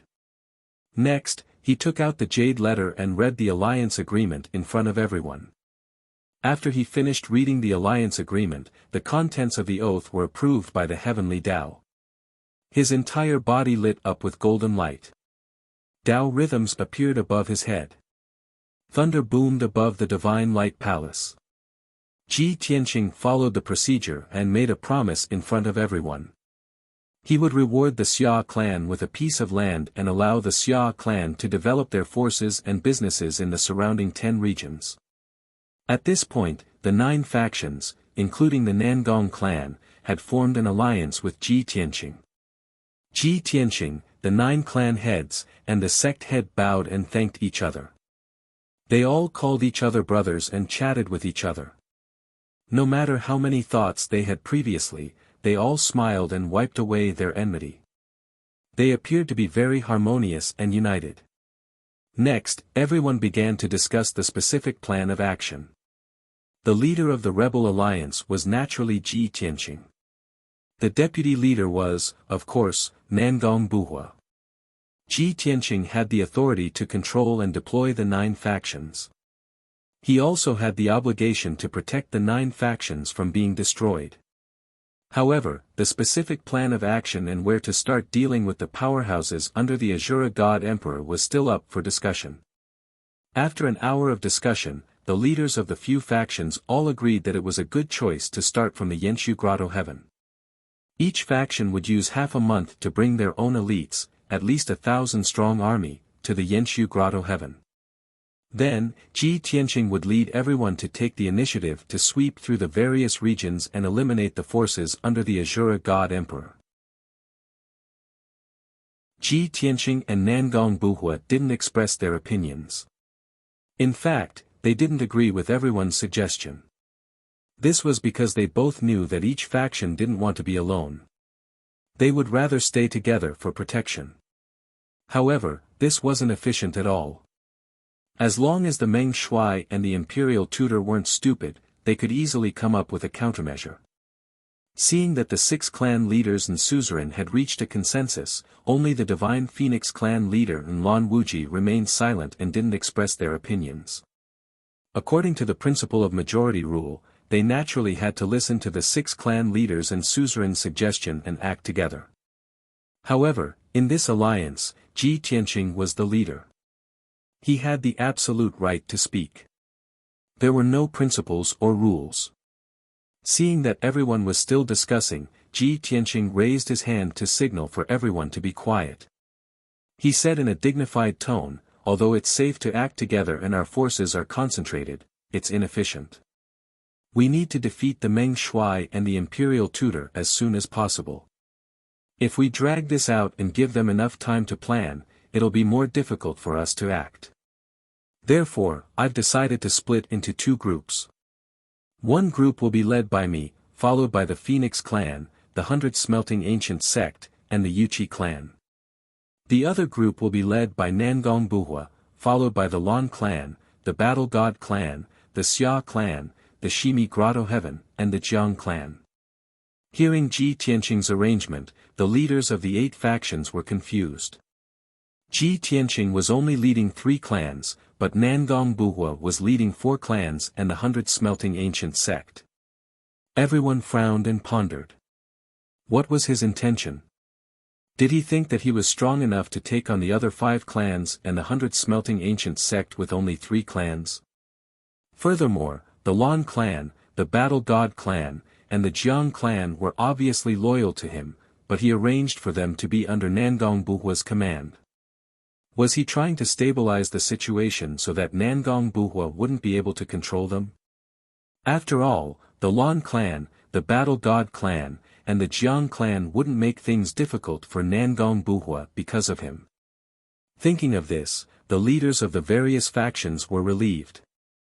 Then, Nangong Buhua asked in a serious tone, "Alliance leader, other than eliminating the forces under the Azura God Emperor, do we need to attack the leaders of the various regions?"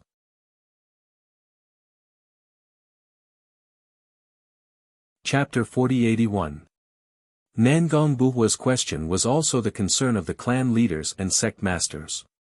Ji Tianqing already had an answer in his heart and answered without hesitation, "If those territorial masters obstruct or resist, we will try our best to capture them. If there is no way to kill them. If those territorial masters know what's good for them, there is no need to make things difficult for them. After all, after the Azura God Emperor's rule is overthrown, the 100 territories still need those territorial masters to maintain peace and stability." His answer laid out the bottom line and the criteria for the operation of quelling rebels. Nangong Buhua and the 8 leaders cupped their fists and bowed, acknowledging the order. The meeting was about to come to an end. The leaders of the 8 forces stayed behind and sent messages back to their respective clans and sects to gather their elite disciples at the Yenshu Grotto Heaven. Ji Tianqing had also set a rule for the gathering of people to prevent them from being selfish and unwilling to put in more effort. Each force had to gather at least 1,000 people, of which there should be no less than 20 divine kings and 200 upper divine lords.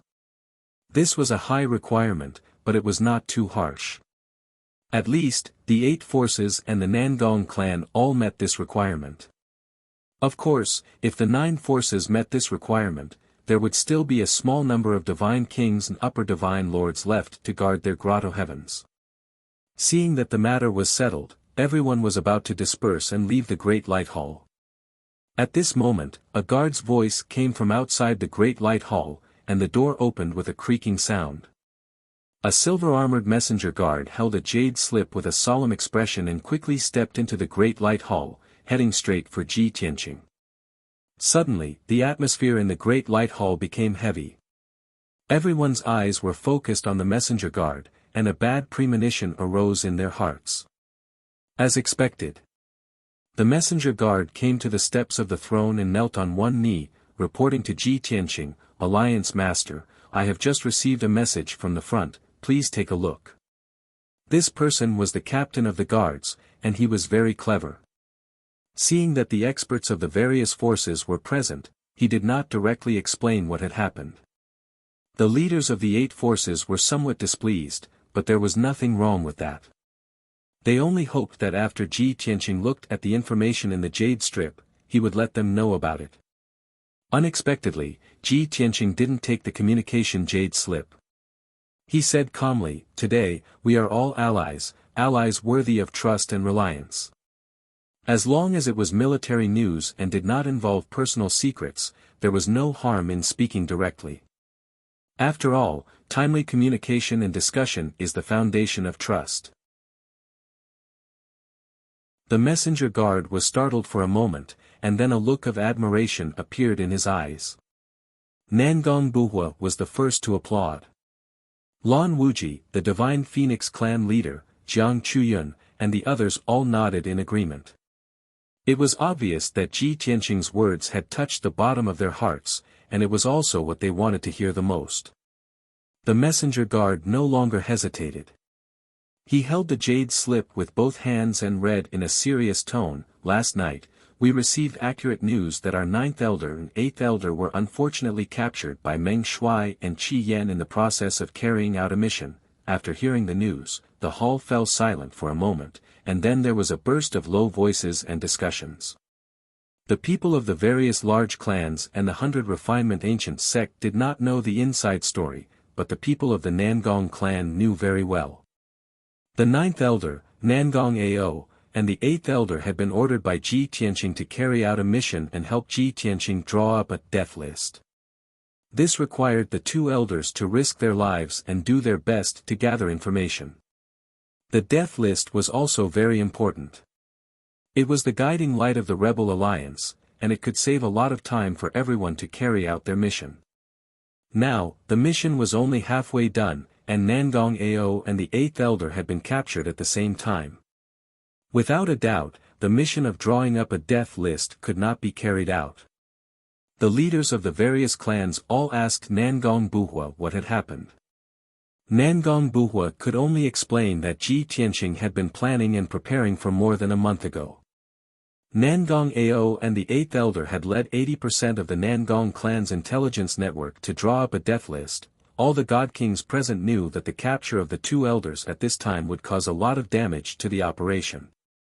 At this moment, everyone was worried, and they could not help but discuss in low voices. "Sigh, this is really a bad start." "That's right. We just came up with a plan, but we haven't even started, and we've already met with such a setback. No wonder the Meng Shuai and the Imperial Tutor did not make any big moves in the past 2 months when they sensed the danger. It turns out that they secretly took action and caught our eyes first. The Meng Shuai and Qi Yan are very cunning. They only captured the 2 elders of the Nangong clan and did not kill them directly. This way, we will be in a passive position and will not be able to fight back." Seeing that everyone was discussing, Ji Tianqing said in a dignified tone, "Everyone, do not worry. We have only just started our operation, and this setback is expected. When we officially take action in the future, who knows how much more danger and killing we will encounter. It will be even more intense than this. Hearing this, everyone thought that it made sense, so they stopped talking and looked at him, waiting for his decision. Ji Tianqing continued, the Meng Shuai and the imperial tutor are both cunning foxes. They chose to capture Nangong Ao and the eighth elder alive, so they must have a follow-up plan. Although Nangong Ao is my friend, and I am worried about his safety, we must not panic. But we can't lose our footing. Let's keep calm and see how Meng Shuai and the imperial preceptor make their moves before we make a decision. In addition, there are several ancient clans and dozens of top factions who are still watching the situation and wavering. Today's incident is the first test we have to solve. If we can't even pass this test, how are we going to deal with the Meng Shuai and the imperial tutor? If we can successfully pass this trial, the clans and forces that are watching from the sidelines should have more confidence in us. After listening to his analysis, the clan leaders and sect masters calmed down and stopped worrying. The clan leaders thought of a question, and one of them asked, Alliance leader, if this old man is so bold as to ask, what will you do if more ancient clans and sects come to join you and want to form an alliance with you after we resolve this crisis? When Lan Wuji asked this question, the hall fell silent. Everyone looked at Ji Tianqing, waiting for his answer.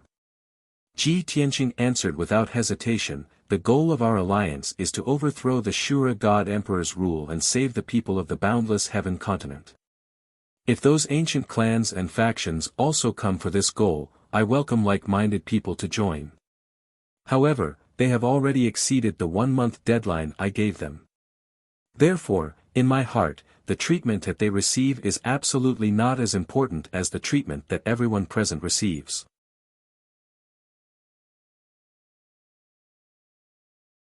Chapter 4082. Ji Tianqing's words were rather general and did not have a specific standard. But Lan Wuji, the patriarchs, and sect masters felt inexplicably much better when they heard this. Although the treatment and benefits we received were far from what we had originally expected, we formed the first alliance with Kenyan. However, since we were the first to form an alliance with the Sword God, we are naturally the people he trusts the most. We took a huge risk and took a gamble to be the first to form an alliance with Kenshin. This is the treatment we deserve. Those clans and forces that joined later can't be compared to us. Such a thought flashed through the minds of the experts. Now that things had come to this, the remaining worries in everyone's hearts dissipated. Ji Tianqing waved his hand to dismiss the messenger guard and said to the patriarchs and sect masters, I will deal with the matter of the 2 elders being captured. You all act according to the original plan and do not delay. The patriarch of the Divine Phoenix clan, Lan Wuji, and the others all bowed and said, yes, in unison before leaving the light hall one after another. As they left, the patriarchs were still discussing something in low voices. On the other side, the internal affairs elder of the Nangong clan had already arranged accommodations for the experts of the 8 forces. The experts of each force lived in a palace and kept a distance from each other. After the people of the 8 forces had left, the elders of the Nangong clan also left one after another. In the light hall, only Ji Tianqing, Nangong Buhua, and Nangong Nihuang were left. It was only now that Ji Tianqing frowned, his face became grave, and a trace of worry flashed across his eyes. Nangong Nihuang could not help but say, young master, are you worried about Nangong Ao and the 8th elder? Ji Tianqing nodded, indicating that he agreed. Nangong Nihuang comforted in a gentle voice, don't worry, didn't you just say it? Meng Shuai and Qi Yan naturally have other intentions for capturing them alive, so they will not be in danger for the time being. Nangong Buhua shook his head and said in a heavy tone, this should be just young Master Long's words to comfort people. The 2 elders are only safe for the time being. Furthermore, Nangong Ao may not die, but the 8th elder may not. Nangong Nihuang immediately frowned and asked worriedly and doubtfully, why? Ji Tianqing explained, the Meng Shuai and the imperial tutor are not so small. They will not target the two elders. Their target is me. Nangong Ao is my friend, and he is still useful to the Meng Shuai and the imperial tutor, but the eighth elder. Nangong Nihuang was smart and immediately understood what he meant. Young master, you mean, if Meng Shuai and the emperor's preceptor want to extort a confession by torture or intimidate us, they will definitely choose to kill the eighth elder. Will they keep Nangong Ao and use his life to force you to show yourself? Not young master Long, Buhua, SSS Yongzes, young, have as. Kill young master, S. How sinister and despicable. Nangong Nihuang was so angry that her face was as cold as frost, and her eyes shone with a cold light. Ji Tianqing said calmly, if I am not wrong, the Meng Shuai will send a message to me within 2 days at the latest. They will use Nangong Ao as a hostage to force me to show myself. Nangong Nihuang's face was full of anxiety. She quickly asked, young master, what should we do? Do you have a good plan? Ji Tianqing smiled coldly and said, how can I have the best of both worlds when dealing with such a despicable but practical method? I can't sit by and watch Nangong Ao be killed. I must save him. Master Nangong, please organize all the information sent back by the two elders and give it to me immediately. I will set out tonight to rescue Nangong Ao. Nangong Buhua and his daughter were both surprised and quickly tried to dissuade him. No. Absolutely not. Young Master Long, you know that the Meng Shuai will set up a massive ambush and try to kill you. We must not let you die. Young Master, we know that you are very worried about Nangong Ao's safety, but you are the leader of the rebel alliance and the hope of all of us. Nothing can happen to you. I believe that even if Nangong Ao knows about this, he will not agree with your decision. Yes. There are no cowards in the Nangong clan. Nangong Ao would rather commit suicide than put you in a desperate situation. Both father and daughter were a little agitated. They blocked Ji Tianqing from both sides, refusing to let him take the risk no matter what. Ji Tianqing was both touched and amused. He quickly comforted the father and daughter and said, don't be so emotional. Calm down and think about what I just said. First, with my strength, except for the 5 god emperors, no one can hurt me. Even the Meng Shuai and the imperial tutor together are not enough. Second, the Meng Shuai may need 1 or 2 days to negotiate with me, and I will set out tonight. He will not be prepared at all. I will sneak into their encirclement and rescue Nangong Ao a day or 2 in advance. Of course, the most important thing is that only the 2 of you know about this. You must keep it a secret. After listening to his analysis, Nangong Buhua and Nangong Nihuang finally calmed down. The father and daughter thought about it carefully and realized that it was indeed reasonable. Most of their worries dissipated. Nangong Buhua thought for a moment and said, young Master Long, your analysis is very reasonable. I also believe in your strength and means. But this is your prediction. What if the Meng Shuai does not do it? Ji Tianqing smiled and said, no matter what the Meng Shuai wants to do, I have to rescue Nangong Ao first. Nangong Nihuang said again, young master, it is too dangerous for you to act alone. I want to go with you. Nangong Ao is not only your friend, but also my clansman and elder brother. Ji Tianqing turned to look at her and said seriously, first, I am not alone. My family and friends are all in my god artifact space. Second, it is more secretive for me to act alone. The probability of successfully rescuing Nangong Ao is higher. If there is someone following me, not to mention you, even a 9th heaven realm god king like your father might become a burden. This was another way to tell Nangong Nihuang that she would be a burden if she followed him. She was instantly embarrassed. The father and daughter were still a little worried and wanted to remind Ji Tianqing of something. But Ji Tianqing waved his hand and said solemnly, "Those few clan leaders and Su Balian will definitely discuss in private how I will solve this problem. I hope you can keep it a secret from me and not let a fourth person know. Besides, when I am not in the Yenshu Grotto Heaven, Nangong family head, you have to preside over the situation. There must not be any trouble." Nangong Buhua knew the seriousness of the matter. The rebel alliance had just been formed and had not been tested. There was no cooperation, tacit understanding, and loyalty. Therefore, the next few days would be a very crucial period.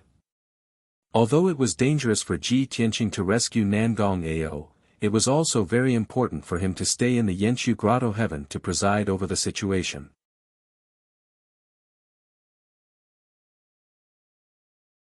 Chapter 4083. In the middle of the night, Yenshu Grotto Heaven was in complete silence. Only groups of guards were still patrolling, and no one else was moving around. For the past month, the defense and security of Yenshu Grotto Heaven had been tight. For some reason, the number of patrols and guards had increased by 50% since the evening.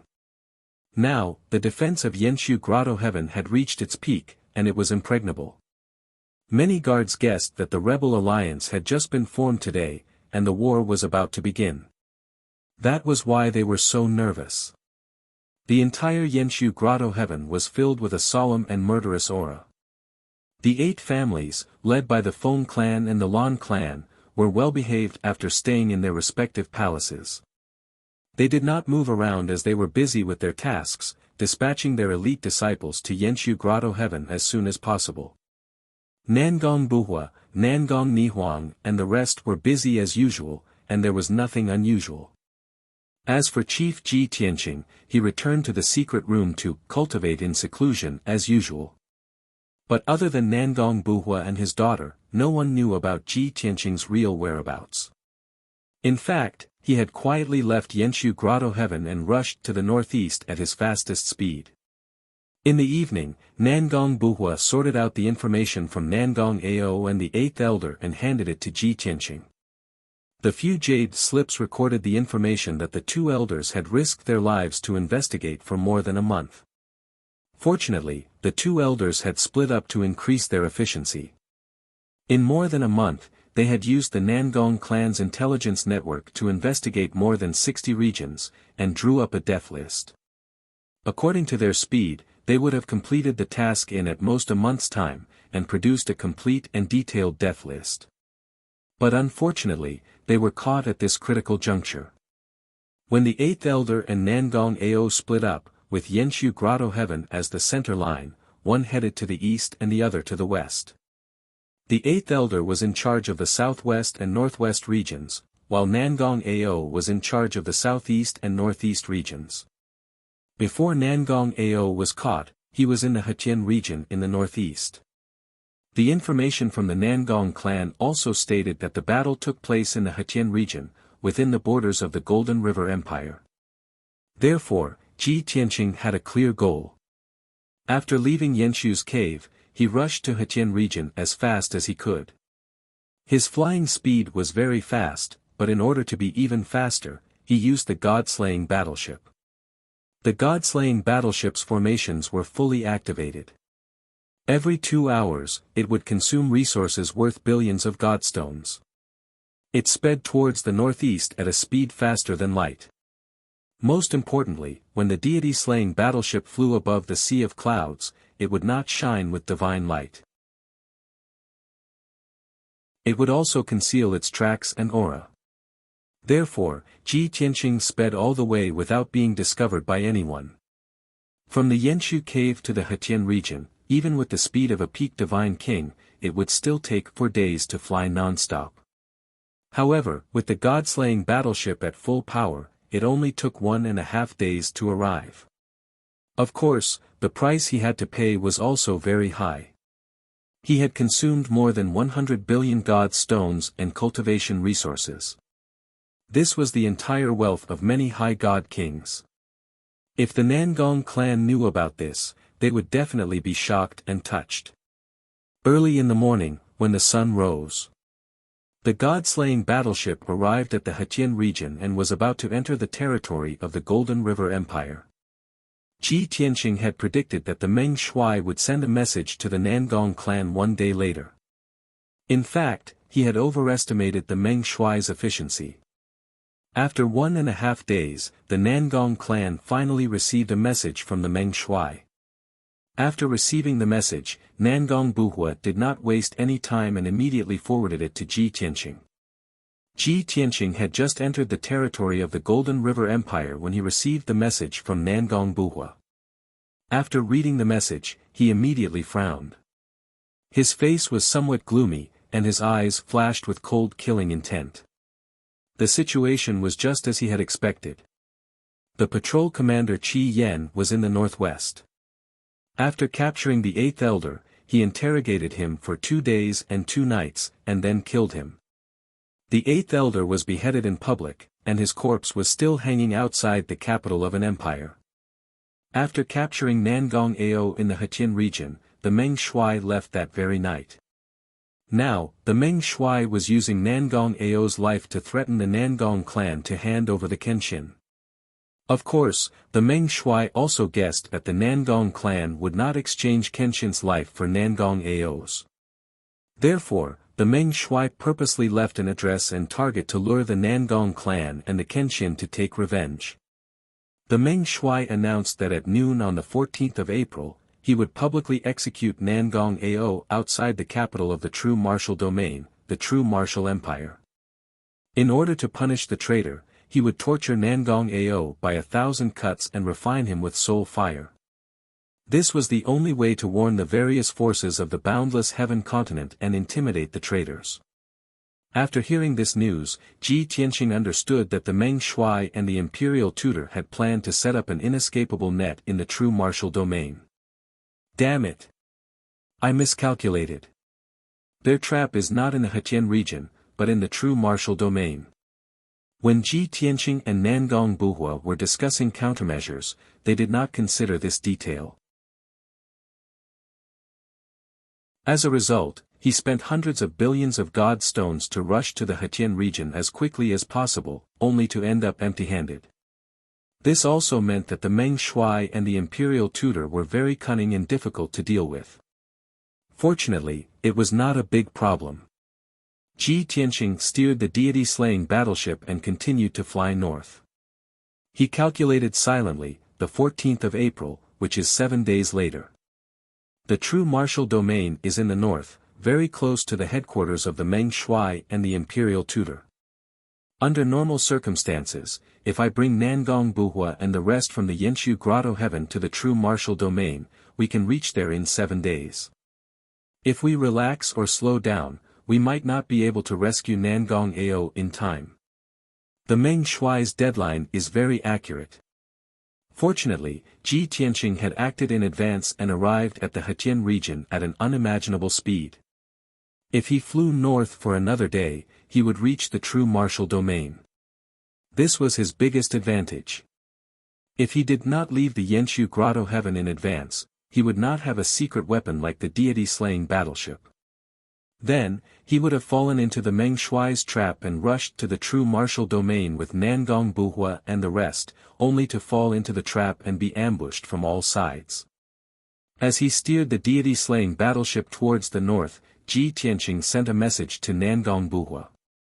I have arrived at the Hetian region and am on my way to the true martial domain. This matter is in the bag, you don't have to worry. Also, act according to the original plan. We must deceive everyone.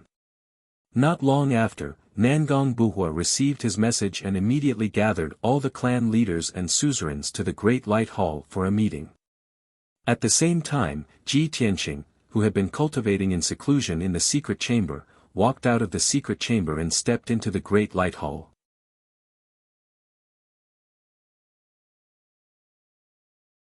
Chapter 4084. Within 15 minutes, more than 40 God King experts had gathered in the Great Light Hall. The doors were closed and the guards were guarding the hall. The atmosphere in the hall was very solemn. Ji Tianqing, who was dressed in a white robe and wearing a jade crown, sat on the throne. Nangong Buhua, the 7 clan leaders, and Su Balian sat on his left and right. Everyone who was supposed to be here was present. Ji Tianqing asked solemnly, "Nangong family head, you said that there was an urgent matter that needed everyone to discuss. What happened?" Nangong Buhua quickly got up and bowed. He reported, "Alliance Master, I just received an ultimatum from the Meng Shuai. The situation is just as you expected. Inspector Commander Qi Yan has killed our clan's 8th elder. The Meng Shuai has imprisoned our 9th elder and brought him to the true martial region. He will be beheaded on the 14th of April. Next, Ji Tianqing, the clan leaders, and the sect leaders started to discuss countermeasures. Everyone was in a heavy mood.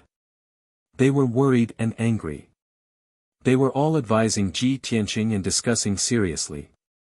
No one noticed anything strange about Alliance Master Ji Tianqing, who was sitting at the head of the table. After all, the Divine Phoenix clan leader, Lan Wuji, and Su Balian were all 9th stage god kings. None of them was a peak god king. Only Nangong Buhua and Nangong Nihuang knew that the real Ji Tianqing had arrived in the He Tian region long ago. The Kenshin, sitting on the throne, was actually a doppelganger left behind by Ji Tianqing. The doppelganger was exactly the same as Ji Tianqing. There was no difference in body or soul aura. Not to mention the 7 clan leaders and Su Balian, even Nangong Buhua and Nangong Nihuang could not tell who was real and who was fake. In fact, the doppelganger only had half of the original strength. Even so, Ji Tianqing's doppelganger was stronger than an ordinary peak god king.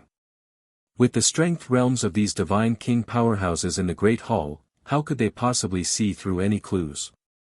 Not long after, the various patriarchs and sect masters came up with a plan with Ji Tianqing. Everyone continued to carry out their mission. They gathered their men and waited for news in the cave of Yanshu. Ji Tianqing would personally head to the true martial domain to rescue Nangong Ao. Although everyone was very worried about his safety, they repeatedly advised him not to put himself in danger.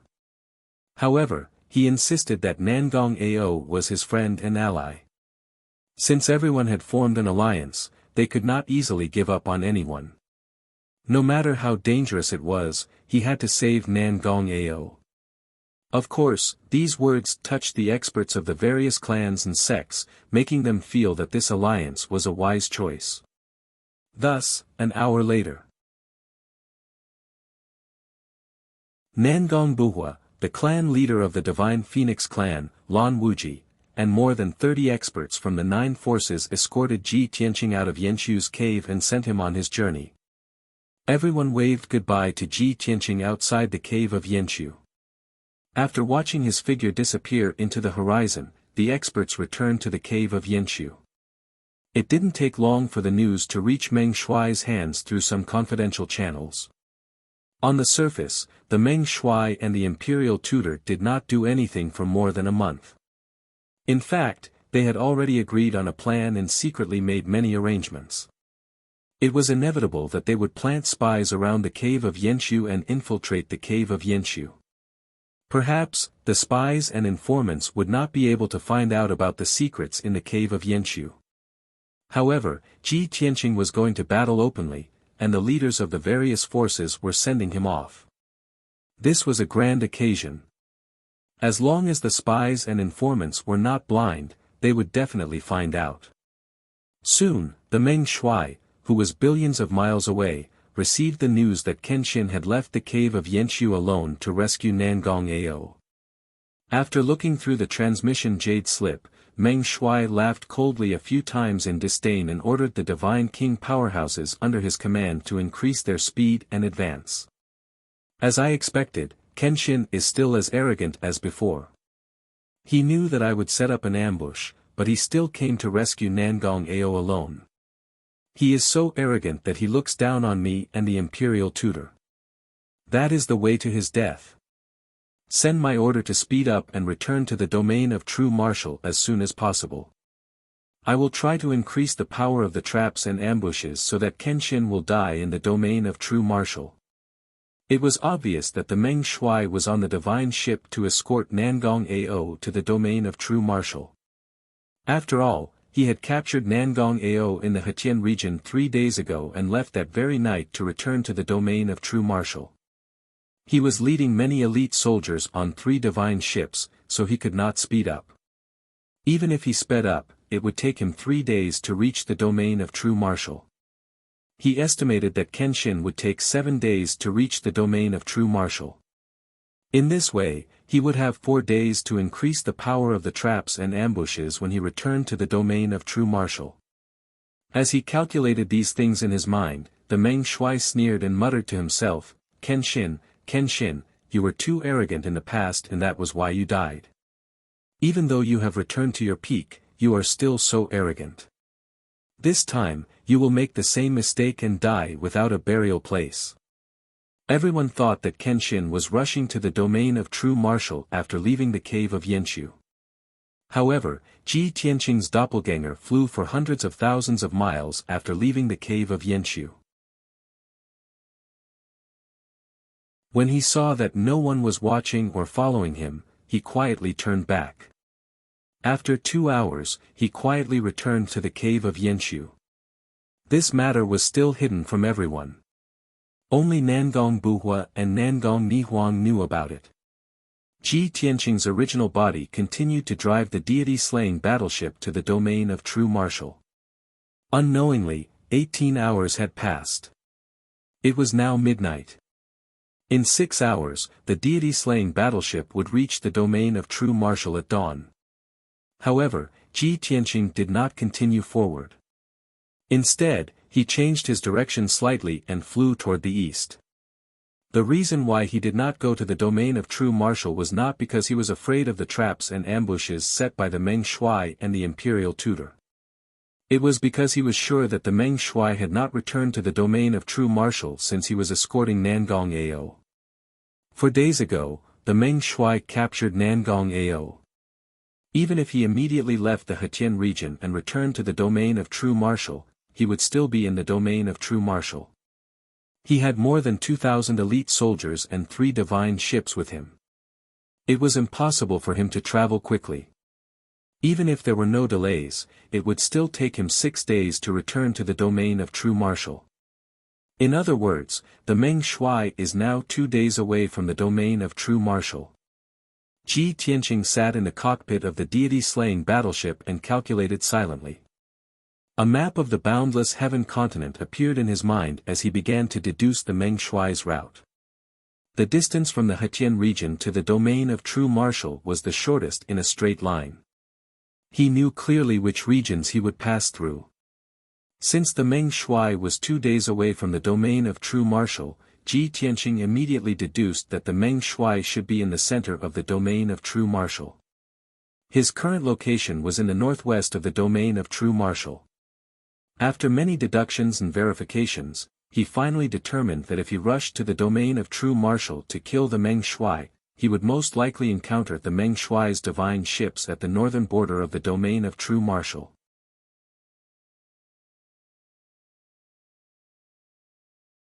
Chapter 4085. The Meng Shuai and the imperial tutor spent a month amassing troops in the realm of true martial and setting up an inescapable trap. They want to use this opportunity to kill me before the rebel alliance takes action. This way, the boundless heaven continent won't fall into chaos, and they'll pay the smallest price to achieve their ultimate goal. It's a brilliant plan. But they don't know that I won't go to the realm of true martial.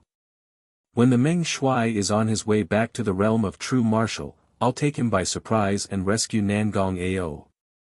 These thoughts flashed through Ji Tianqing's mind, and his lips curled into a playful sneer. War was never a head-on clash between military might and military might. It was more about the use of wisdom and strategy. In the center of the Gale domain, the long night passed, and dawn finally arrived. The sky had just brightened, and above a sea of white clouds, 3 divine warships flew past at lightning speed. The leading divine warship was 3,000 meters long and scarlet in color. Its design was fierce and callous, like a divine eagle spreading its wings to kill its prey.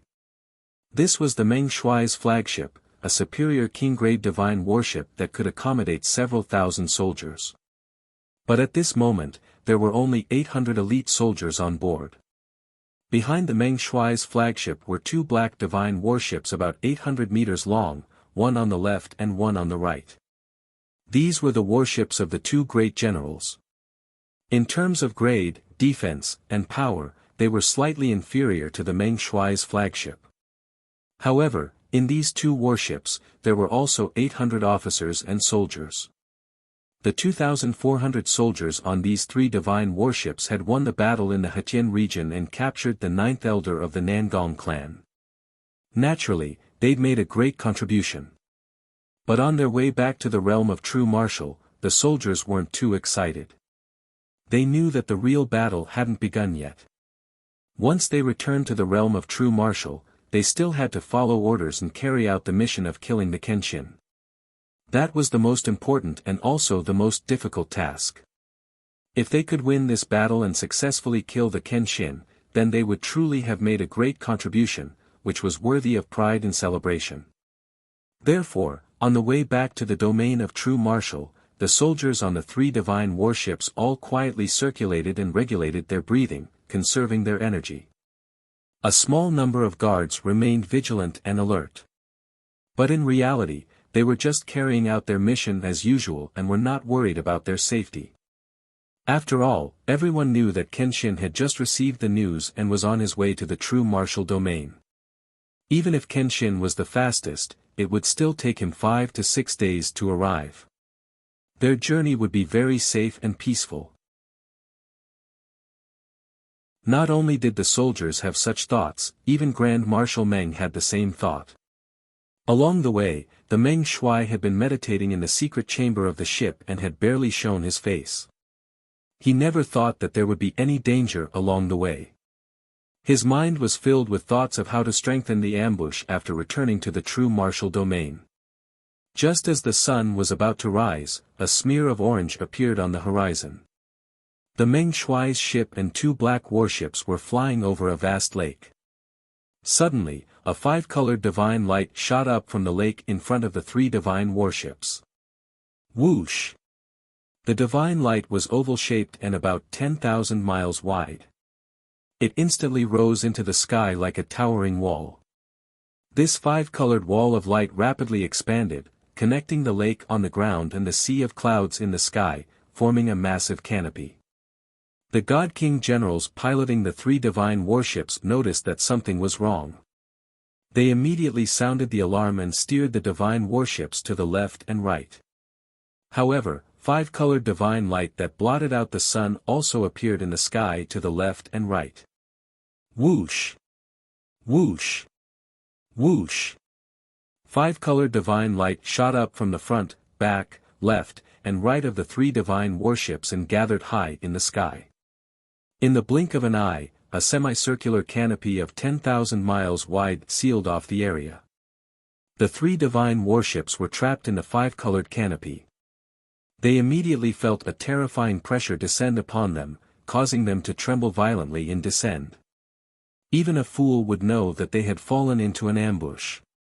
An expert had set up a heaven and earth great array here, trapping them in a trap. Fortunately, the generals piloting the divine warships were relatively calm and carried out a series of emergency plans without panicking. First, they woke up the Meng Shuai and all the soldiers.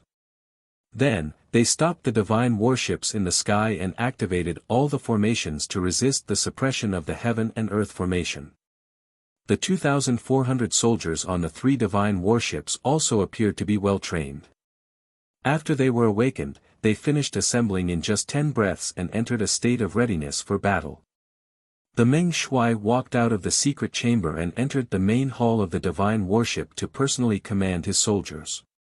When his orders were passed on to the other two divine warships, all the soldiers had finished assembling and were ready for battle. The Meng Shuai released his divine sense to investigate the situation within 10,000 miles. He was furious. His face darkened as he thought to himself, which daring bastard dares to set up a formation here to ambush Ben Shuai's warship? Damn bastard, this marshal will definitely skin you alive and pull out your tendons. However, even after his divine sense had searched the surrounding area several times, he still could not find a single person. Damn it! Cowards who hide their heads but show their tails. The Meng Shuai cursed angrily. He immediately ordered the 3 divine warships to get into formation and forcibly break through the 5-colored canopy. Soon, the 3 divine warships arranged themselves into a sword formation. With the Meng Shuai's warship in the lead, they headed straight for the 5-colored canopy in the north. Whoosh! With the Meng Shuai's order, the 3 divine warships exploded with their fastest speed and fiercest firepower toward the 5-colored canopy. Boom! Crack!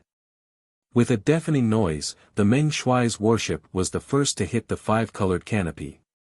Dazzling fragments of divine light burst out and a destructive blast of air burst forth. Within 10,000 miles, the sea of clouds in the sky dissipated, and the lakes on the ground dried up. The endless lake water evaporated and turned into a mist that covered the sky and the sun. However, the 5-colored canopy shook violently more than 10 times and cracked, but it did not shatter. On the other hand, the Meng Shuai's warship suffered the violent recoil and was sent flying backward. Fortunately, it flew sideways and did not hit the other 2 warships. Otherwise, it would have led to a disaster and heavy casualties. Unlike now, where only a small number of people had suffered minor injuries. Before the earth-shattering noise dissipated, the other 2 black warships hit the 5-colored canopy one after another. Boom! Boom! With a muffled boom, the 2 black warships were also sent flying back, tumbling hundreds of miles away. The 5-colored canopy shook violently but did not crack, let alone shatter. A moment later, the 3 divine warships stabilized themselves as they fell and continued to float in the sky. The defensive power of the 5-colored canopy had obviously exceeded the Meng Shuai's expectations. His face grew darker as he pondered how to break this worldly array.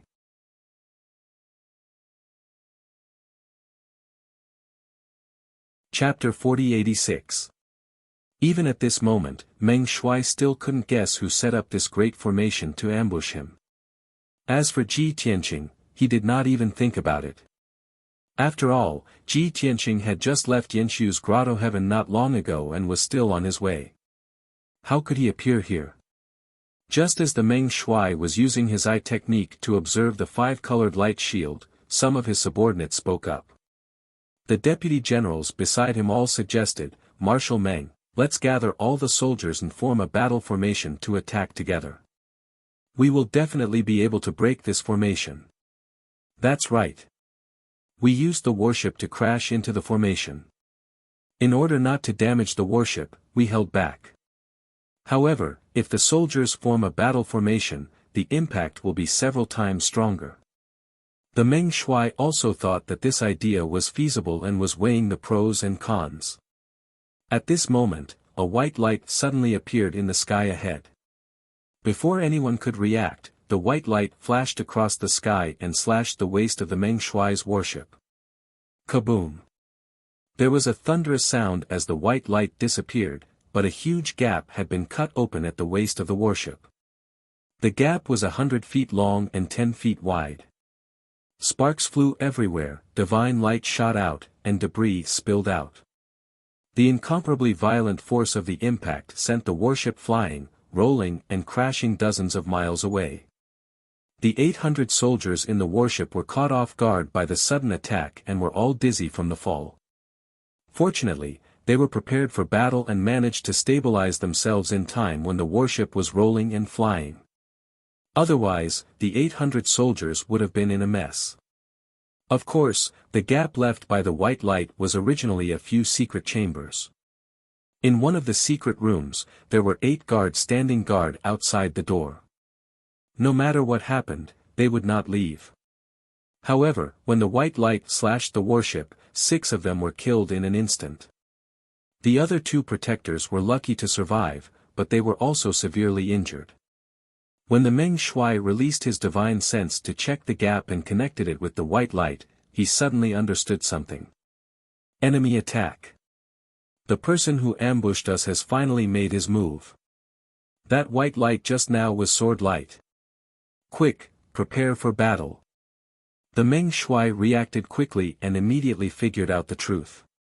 At the same time, he also guessed the purpose of the ambushers. They were probably trying to rescue the person in the secret chamber at the gap. The person imprisoned in the secret chamber was none other than Nangong Ao. The Meng Shuai frowned as various thoughts flashed through his mind. An expert is coming to rescue Nangong Ao. Who wants to rescue Nangong Ao? Kenshin. Impossible. He can't be so fast.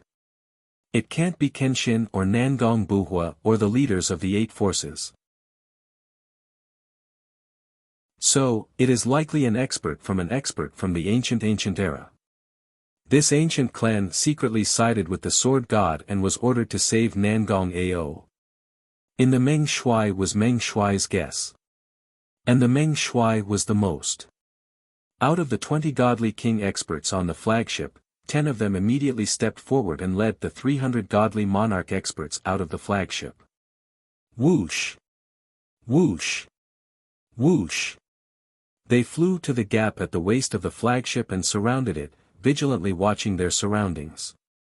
The remaining 10 god kings and 500 monarchs remained in the flagship. Some of them protected the Meng Shuai, while the others guarded the internal passage. The other 2 black warships that had not been ambushed also became nervous. However, the 3 divine warships were all on high alert. Their nerves were tense.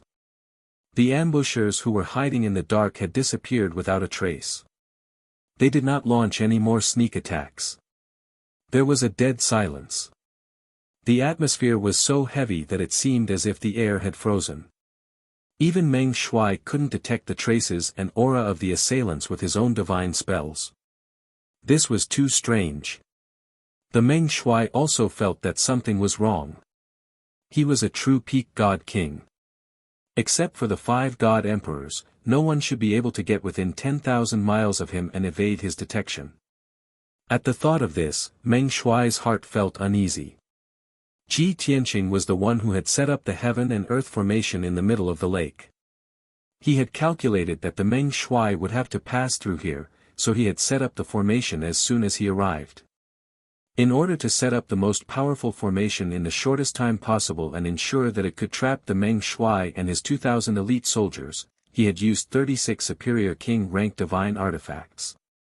He had arranged the divine artifacts around him to form the foundation of the formation. Thus, this great formation was completed in half an hour. Moreover, it could withstand the impact of 3 divine battleships without shattering or collapsing. When the 3 warships passed by, Ji Tianqing activated the formation without hesitation and sealed them here. However, he was not in a hurry to act, nor did he reveal himself. He knew full well the goal of this operation. Killing the Meng Shuai and his 2,000 elite soldiers was secondary. His top priority was to rescue Nangong Ao. Thus, he hid in the dark and searched for Nangong Ao's whereabouts. He secretly cast a secret technique to investigate the situation inside the 3 divine warships. According to his speculations, Nangong Ao was most likely imprisoned in the Meng Shuai's warship. He had guessed correctly. He did not investigate the 2 black warships. Instead, he searched for the Meng Shuai's warship and found Nangong Ao's aura. Although the secret chamber where Nangong Ao was imprisoned was protected by several layers of formations, he could not see what was going on inside. However, he saw that after the Meng Shuai had issued the order to fight, the 800 soldiers had gathered. There were still 8 high divine lords standing guard outside one of the secret chambers. Moreover, the defensive formation of that secret room was exceptionally powerful. There were several layers of it inside and outside. Ji Tianqing immediately guessed that Nangong Ao was most likely imprisoned in that secret chamber. Otherwise, the Meng Shuai would not have spent so much effort on an ordinary secret chamber. He had guessed correctly. When he slashed the Meng Shuai's warship and made a huge hole in it, the 6 guards were instantly killed. The 6 guards were killed on the spot, and a layer of the defensive formation of the secret room was also destroyed.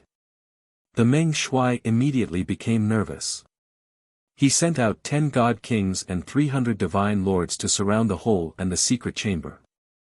This further confirmed Ji Tianqing's speculation. However, he was not in a hurry to show himself or rescue Nangong Ao. After all, the secret chamber was protected by 4 layers of defensive formations and 10 god kings and 300 divine lords were guarding the hole. The Meng Shuai, 10 god kings and 500 divine lords were also on high alert in the warship. Once he showed himself or attacked, the Meng Shuai would be able to detect his location and attack him. If he was surrounded by the Meng Shuai, 20 god kings and 800 divine lords, the 1600 soldiers on the other 2 warships would do their best to kill him. No matter how powerful he was, there was no way he could withstand the combined attack of a peak god king, 40 god kings and 2,400 divine lords.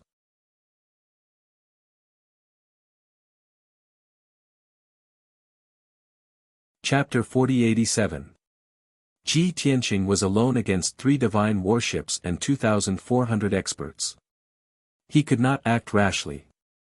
He could only calmly analyze the situation and create opportunities. The Meng Shuai is already on guard. Although he isn't sure that I'm the one who ambushed him, he should have guessed that I'm going to rescue Nangong Ao. I can't save Nangong Ao yet. I have to think of a way to distract them and make the battlefield chaotic.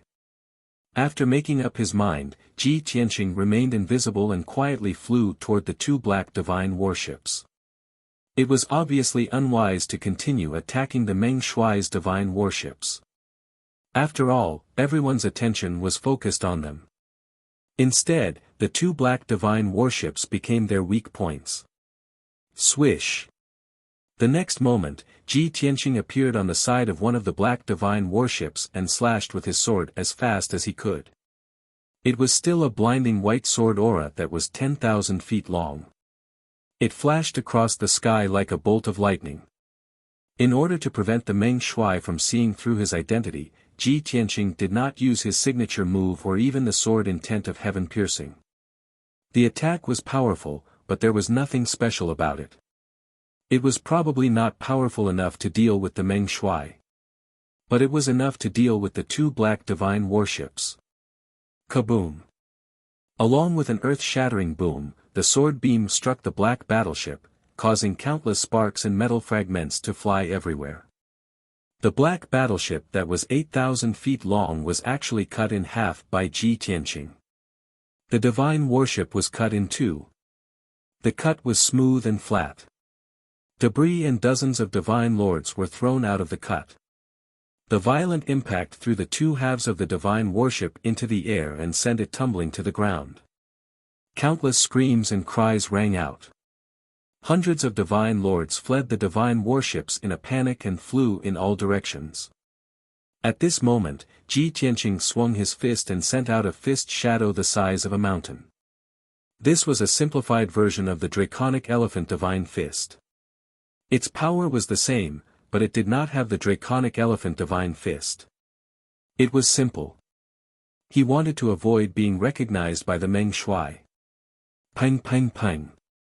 The mountain-sized golden fist aura smashed into the crowd, producing a series of muffled sounds. The hundreds of Sur gods who were fleeing in panic were instantly blasted into minced meat. Blood splattered all over the sky. With just this move, Ji Tianqing had instantly killed more than 100 Sur gods. The other 600 Sur gods were scared out of their wits as they ran even faster. The battlefield instantly became chaotic. There were figures everywhere, and there was no formation to speak of. The Meng Shuai and the soldiers became alert and turned their attention to the broken warship. Originally, the Meng Shuai wanted to use a secret technique to find out where Ji Tianqing was. However, Ji Tianqing's reaction was too fast. Almost at the same time, he slashed out his sword light and punched out with his fist radiance, and then quickly concealed himself.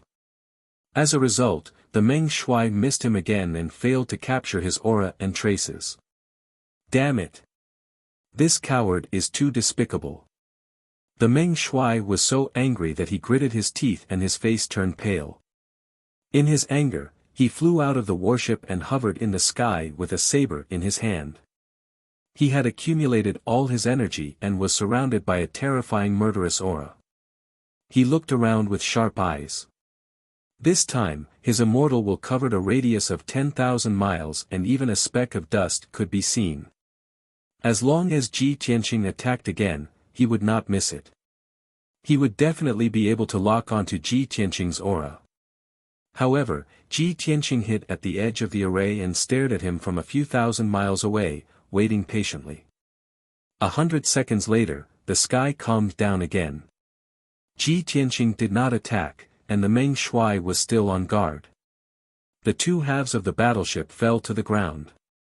The 600 Sir gods who were lucky enough to survive had all escaped and gathered together, still in a state of shock. A few minutes later, the wounded were also treated. More than 2,000 soldiers clenched their weapons tightly, their nerves stretched taut to the extreme. However, Ji Tianqing was still calm and did not make a move. A quarter of an hour passed. The world was still silent. Ji Tianqing seemed to have disappeared. The Meng Shuai was slightly tired and irritated. He was even angrier. The more than 2,000 soldiers also began to look at each other in dismay and began to discuss secretly via voice transmission. Where is that coward? Why is there no movement after such a long time? Could it be that he knew that he was not strong enough and that we outnumbered him, so he secretly escaped? That's very likely. With the Meng Shuai here and more than 2,000 of us, whoever shows up will die. Who do you think would be so bold as to kill the Meng Shuai halfway? In the entire boundless heaven continent, I guess it's only Kenshin. But Kenshin has just left Yenshu's cave and is still on his way. How could he appear here? Yes. Even if Kenshin can travel thousands of miles in a second, he can't possibly get here in 2 days. Since the soldiers began to discuss secretly, they naturally let down their guard. The Meng Shuai also began to curse and insult Ji Tianqing. He wanted to provoke Ji Tianqing and force him to show up. Seeing that the time was right, Ji Tianqing quietly approached the second black warship and made his move. This time, in order to not be discovered by the Meng Shuai, he only made one move with his sword. Sword of Apocalypse. He drew on the vast power of the world and made a giant golden sword that was thousands of feet long. It only took him 1/5 of an instant to make this move. After making the move, he retracted his aura and quickly retreated to the edge of the formation. As a result, the Meng Shuai did not have the chance to lock onto his tracks and aura, let alone identify him. Kaboom! The giant divine sword that was thousands of feet long struck the black warship with the power to destroy everything. In the deafening sound, the black warship that was 8,000 feet long was swallowed by the golden sword light and shattered into pieces. Hundreds of millions of pieces of metal mixed with the flesh and blood of hundreds of Sir gods sprinkled in the air. After destroying the divine warship, the power of the Sword of Apocalypse did not diminish. It struck the ground again. Coincidentally, the remaining half of the divine warship that fell on the ground was also struck by the sword light and shattered into pieces. Amidst the loud rumbling, a 6,000-mile-long ravine was cut open on the ground, and sand and dust were sent flying into the air. The power of this sword was actually so terrifying. Not only did it destroy a warship, but it also killed more than 700 Sir gods and dozens of King of gods. It also turned the battlefield into ruins. The few divine kings and more than 40 divine lords who were lucky enough to survive were covered in blood. They were in an extremely wretched state. They passed through the debris weakly and desperately ran toward the Meng Shuai and the others. Meng Shuai and more than 30 divine kings and more than 1,000 divine lords revealed a look of shock. They were both shocked and furious. They could not imagine how powerful the ambusher was to be able to use such a powerful divine power. Even the Meng Shuai could not do it. Therefore, he felt even more uneasy. An incredulous thought appeared in his mind.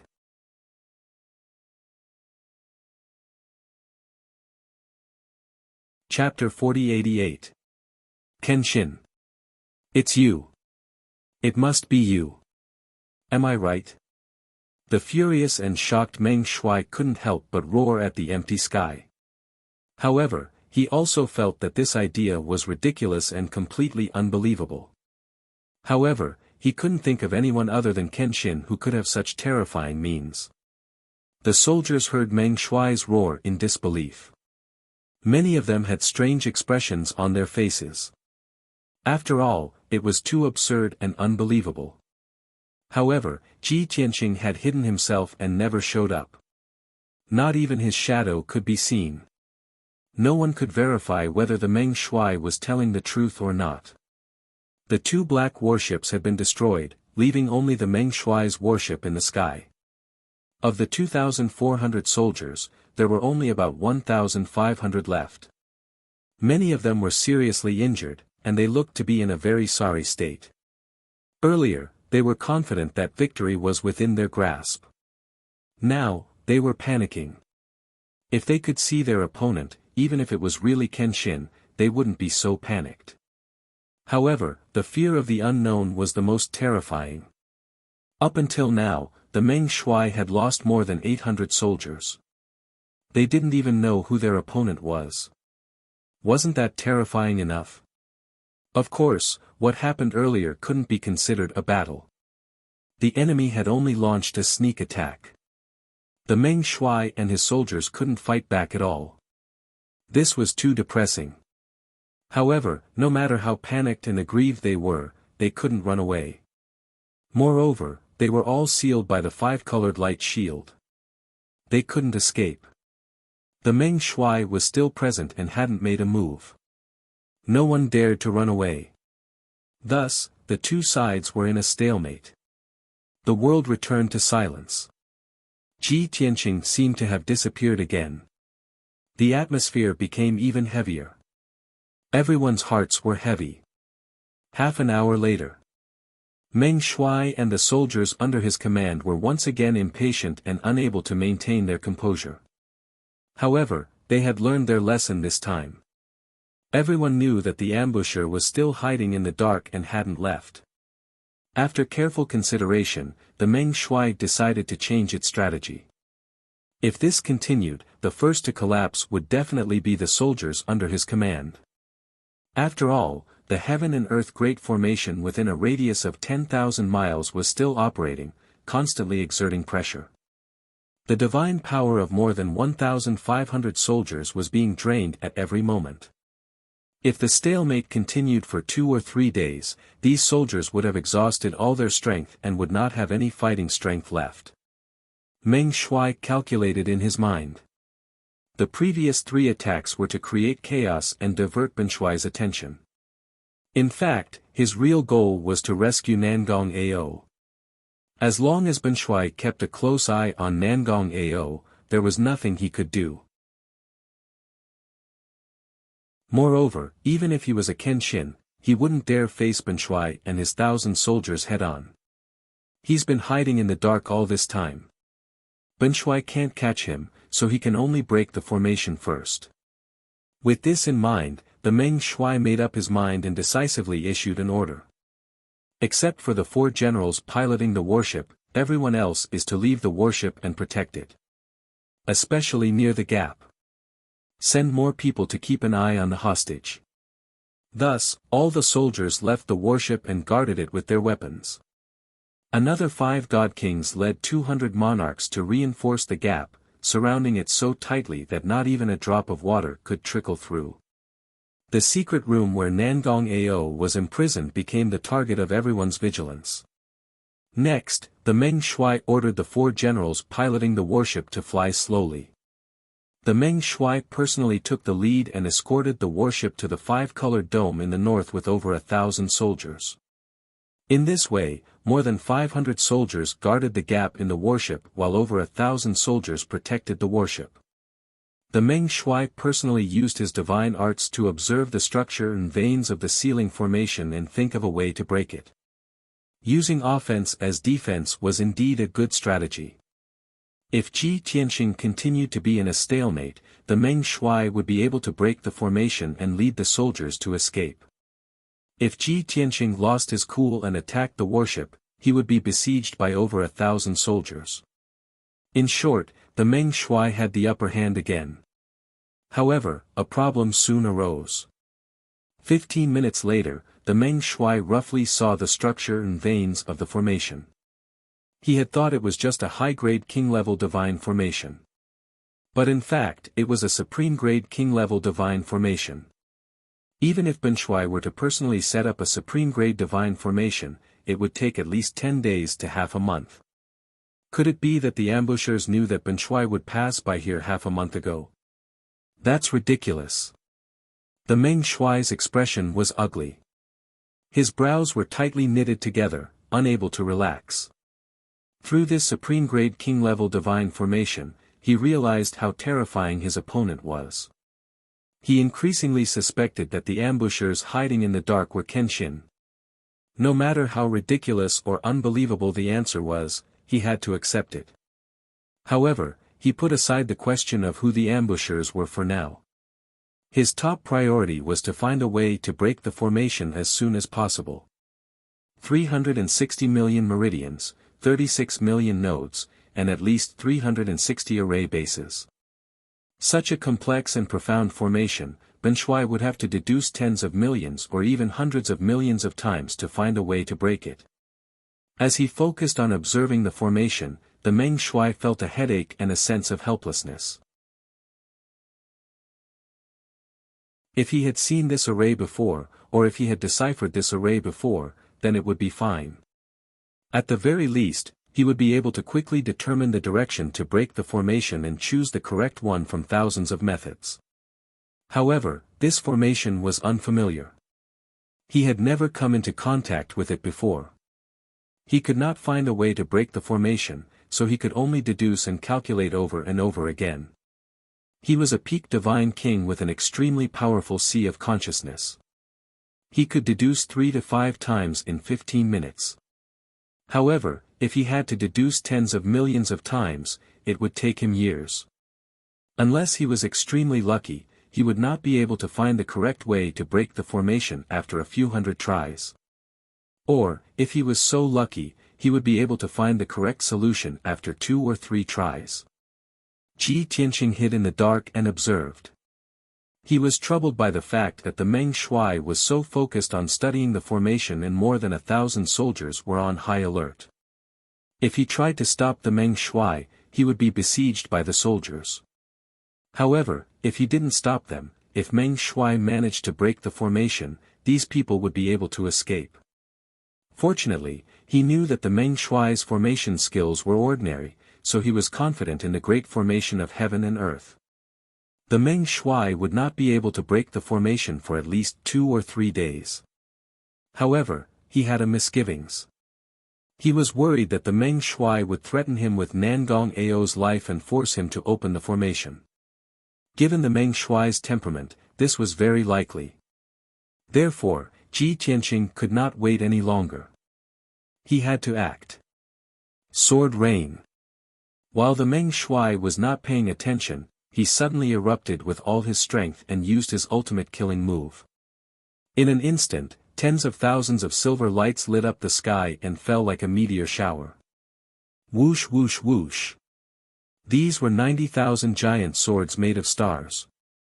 They descended from the sky with the power to destroy everything.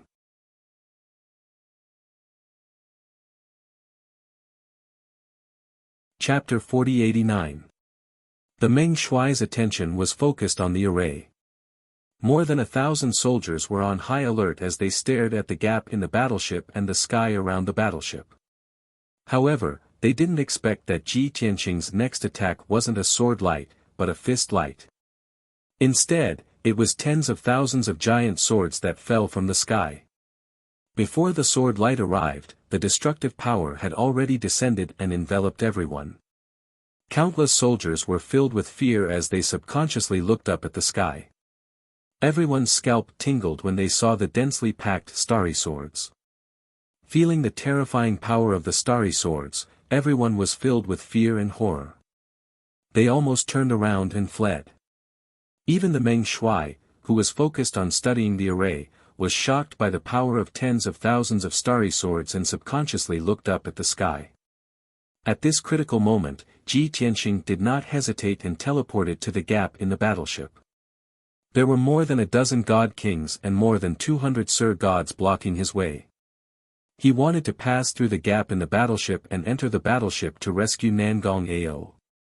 He had to break through their blockade.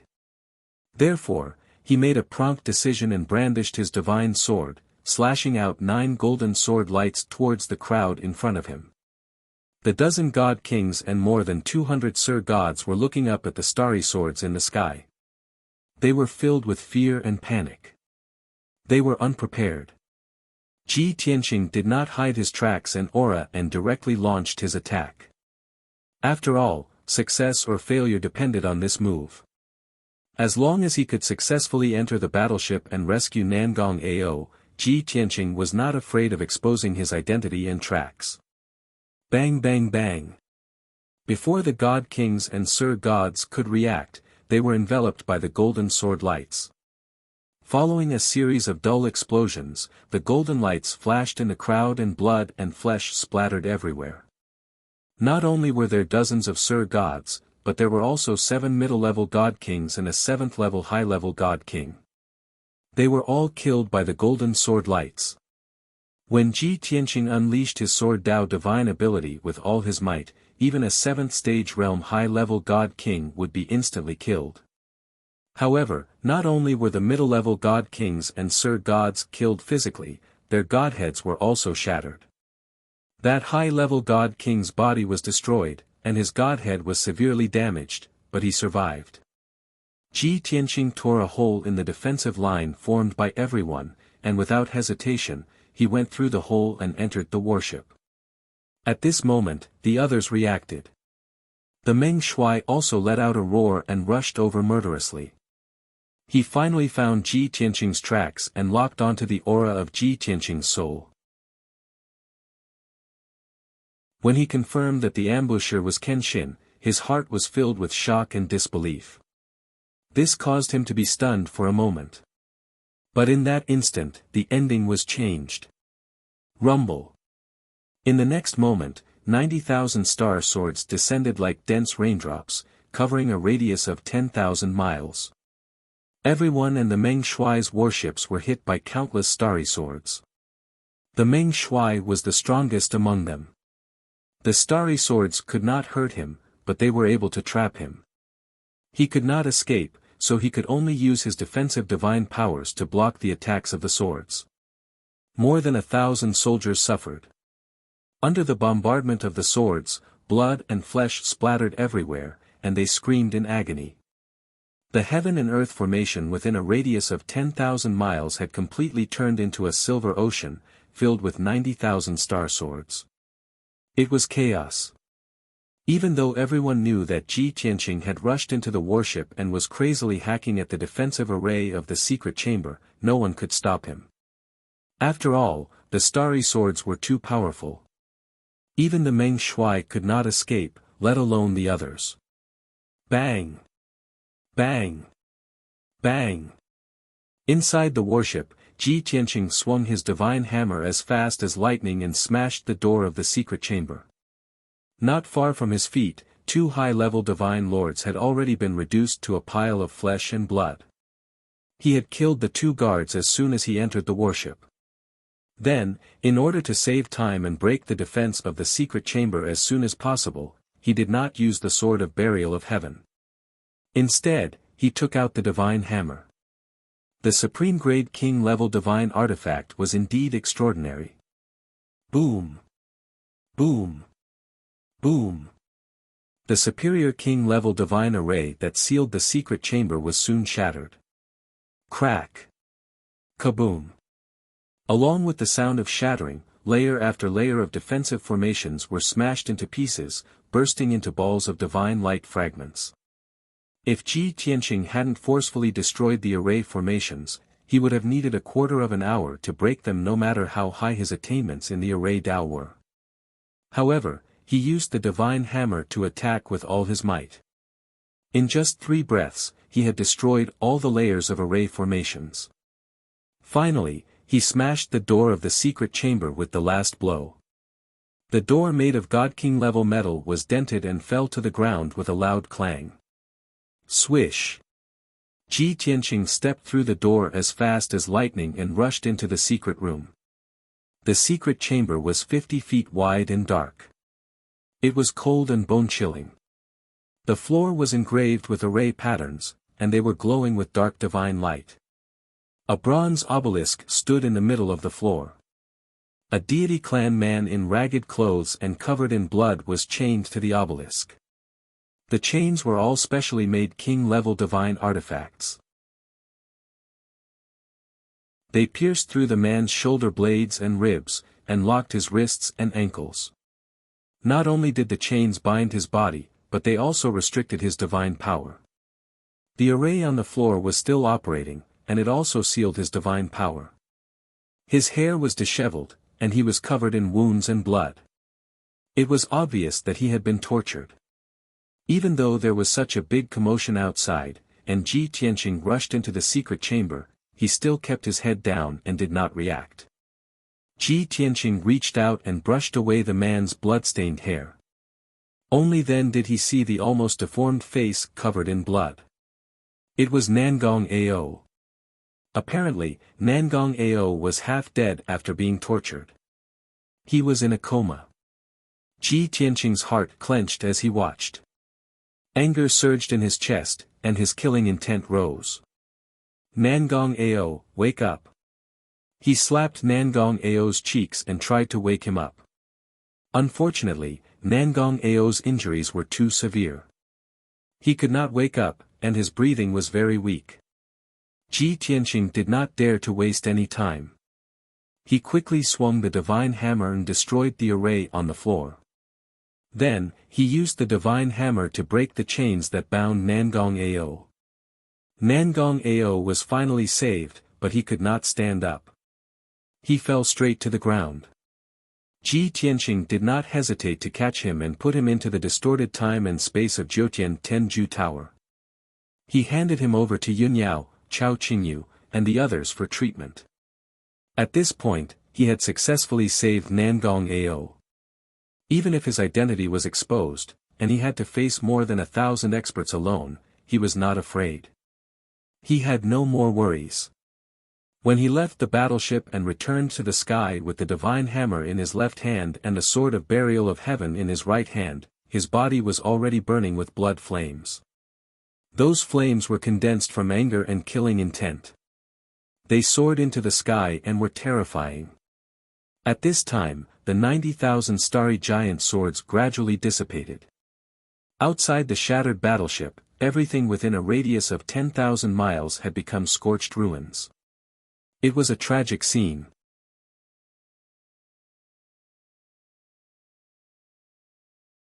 Chapter 4090. The 90,000 star swords wreaked havoc in the formation for 5 breaths of time. In just 5 breaths, the world within 10,000 miles was shattered and filled with blood and gore. When the stellar swords rained down, more than 800 divine lords and 10 godly kings were killed in the first wave. Their bodies were reduced to smithereens, and their godheads were shattered as well. Meng Shuai and many godly kings defended themselves with their arts and destroyed a few thousand stellar swords. But their efforts were futile. The remaining more than 80,000 starry swords shuttled back and forth in the sky, slaughtering everything in their way. As a result, over 500 divine lord experts and over a dozen divine king experts died tragically under the mincing of the 10,000 huge swords. Not even their corpses remained.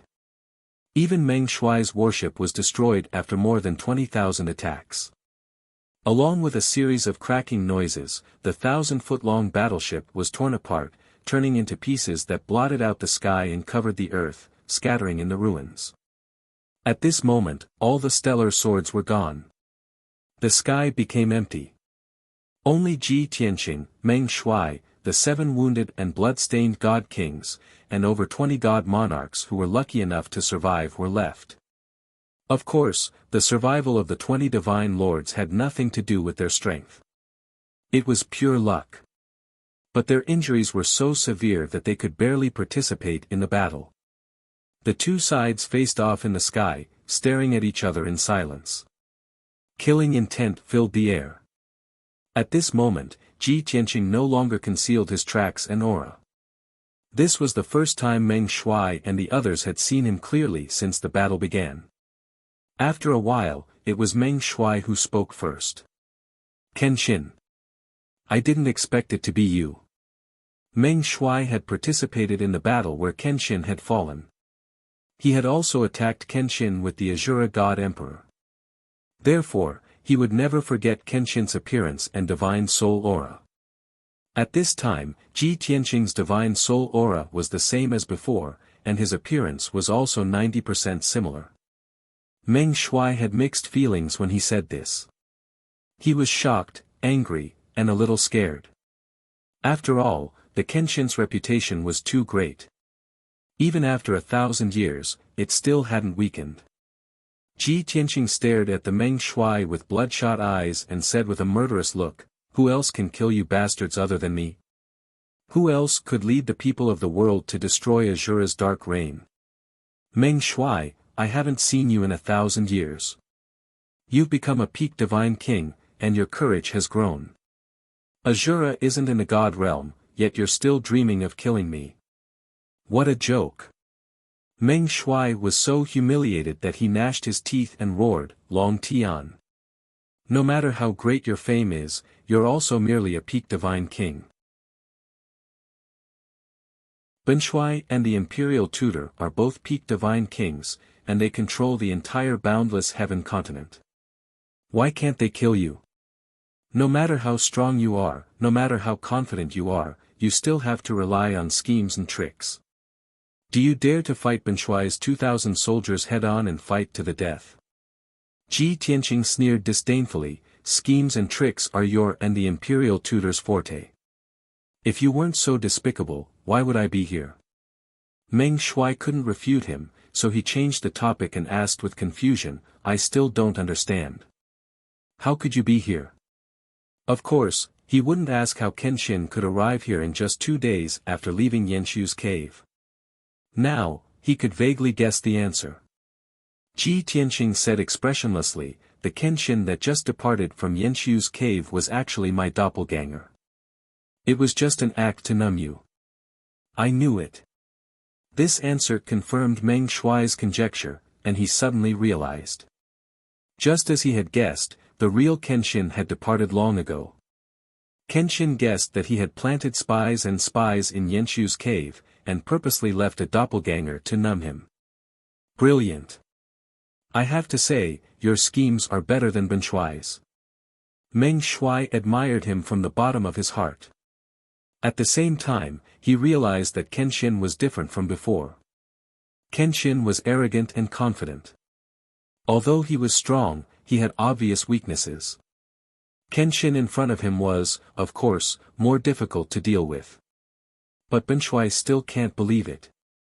It's only been a few days since Ben Shuai captured Nangong Ao. How could you get here from Yanshu's cave in 5 days? Moreover, you calculated the route and time Ben Shuai would return to the domain of true martial and set up a formation here in advance.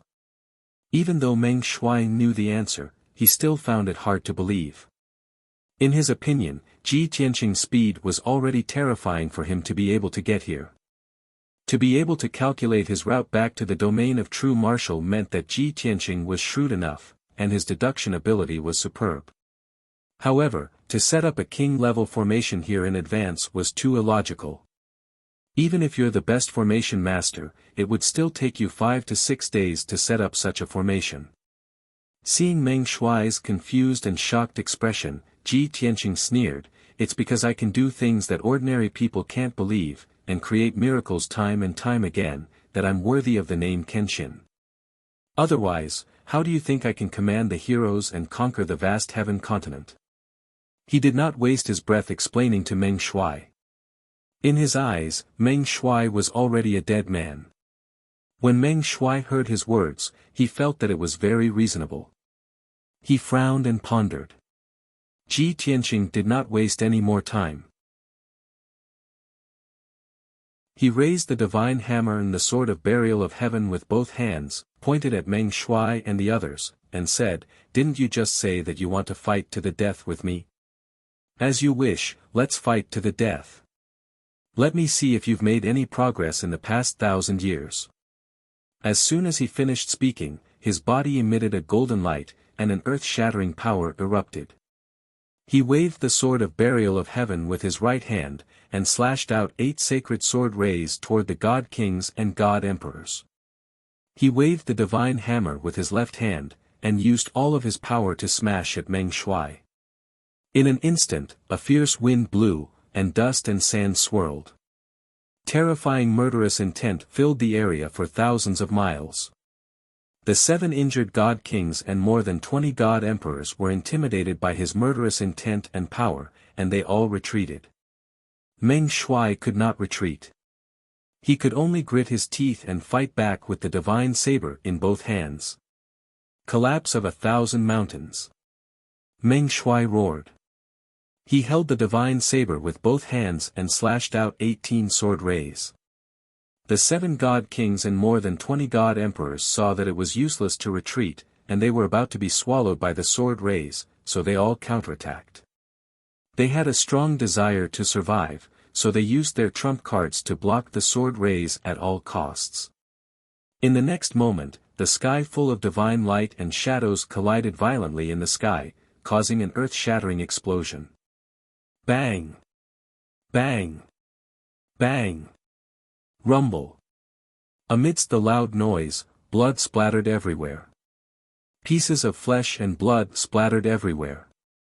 Miserable cries rang out one after another. It was extremely miserable. More than 20 injured Sir Gods were smashed to smithereens on the spot. None of them survived. Even out of the 7 God Kings, 4 of them were slain. You're tuning in to the Han Li's Wuxia Chronicles YouTube channel. We're so grateful for your support, and don't forget to subscribe to join us on this incredible journey through captivating stories.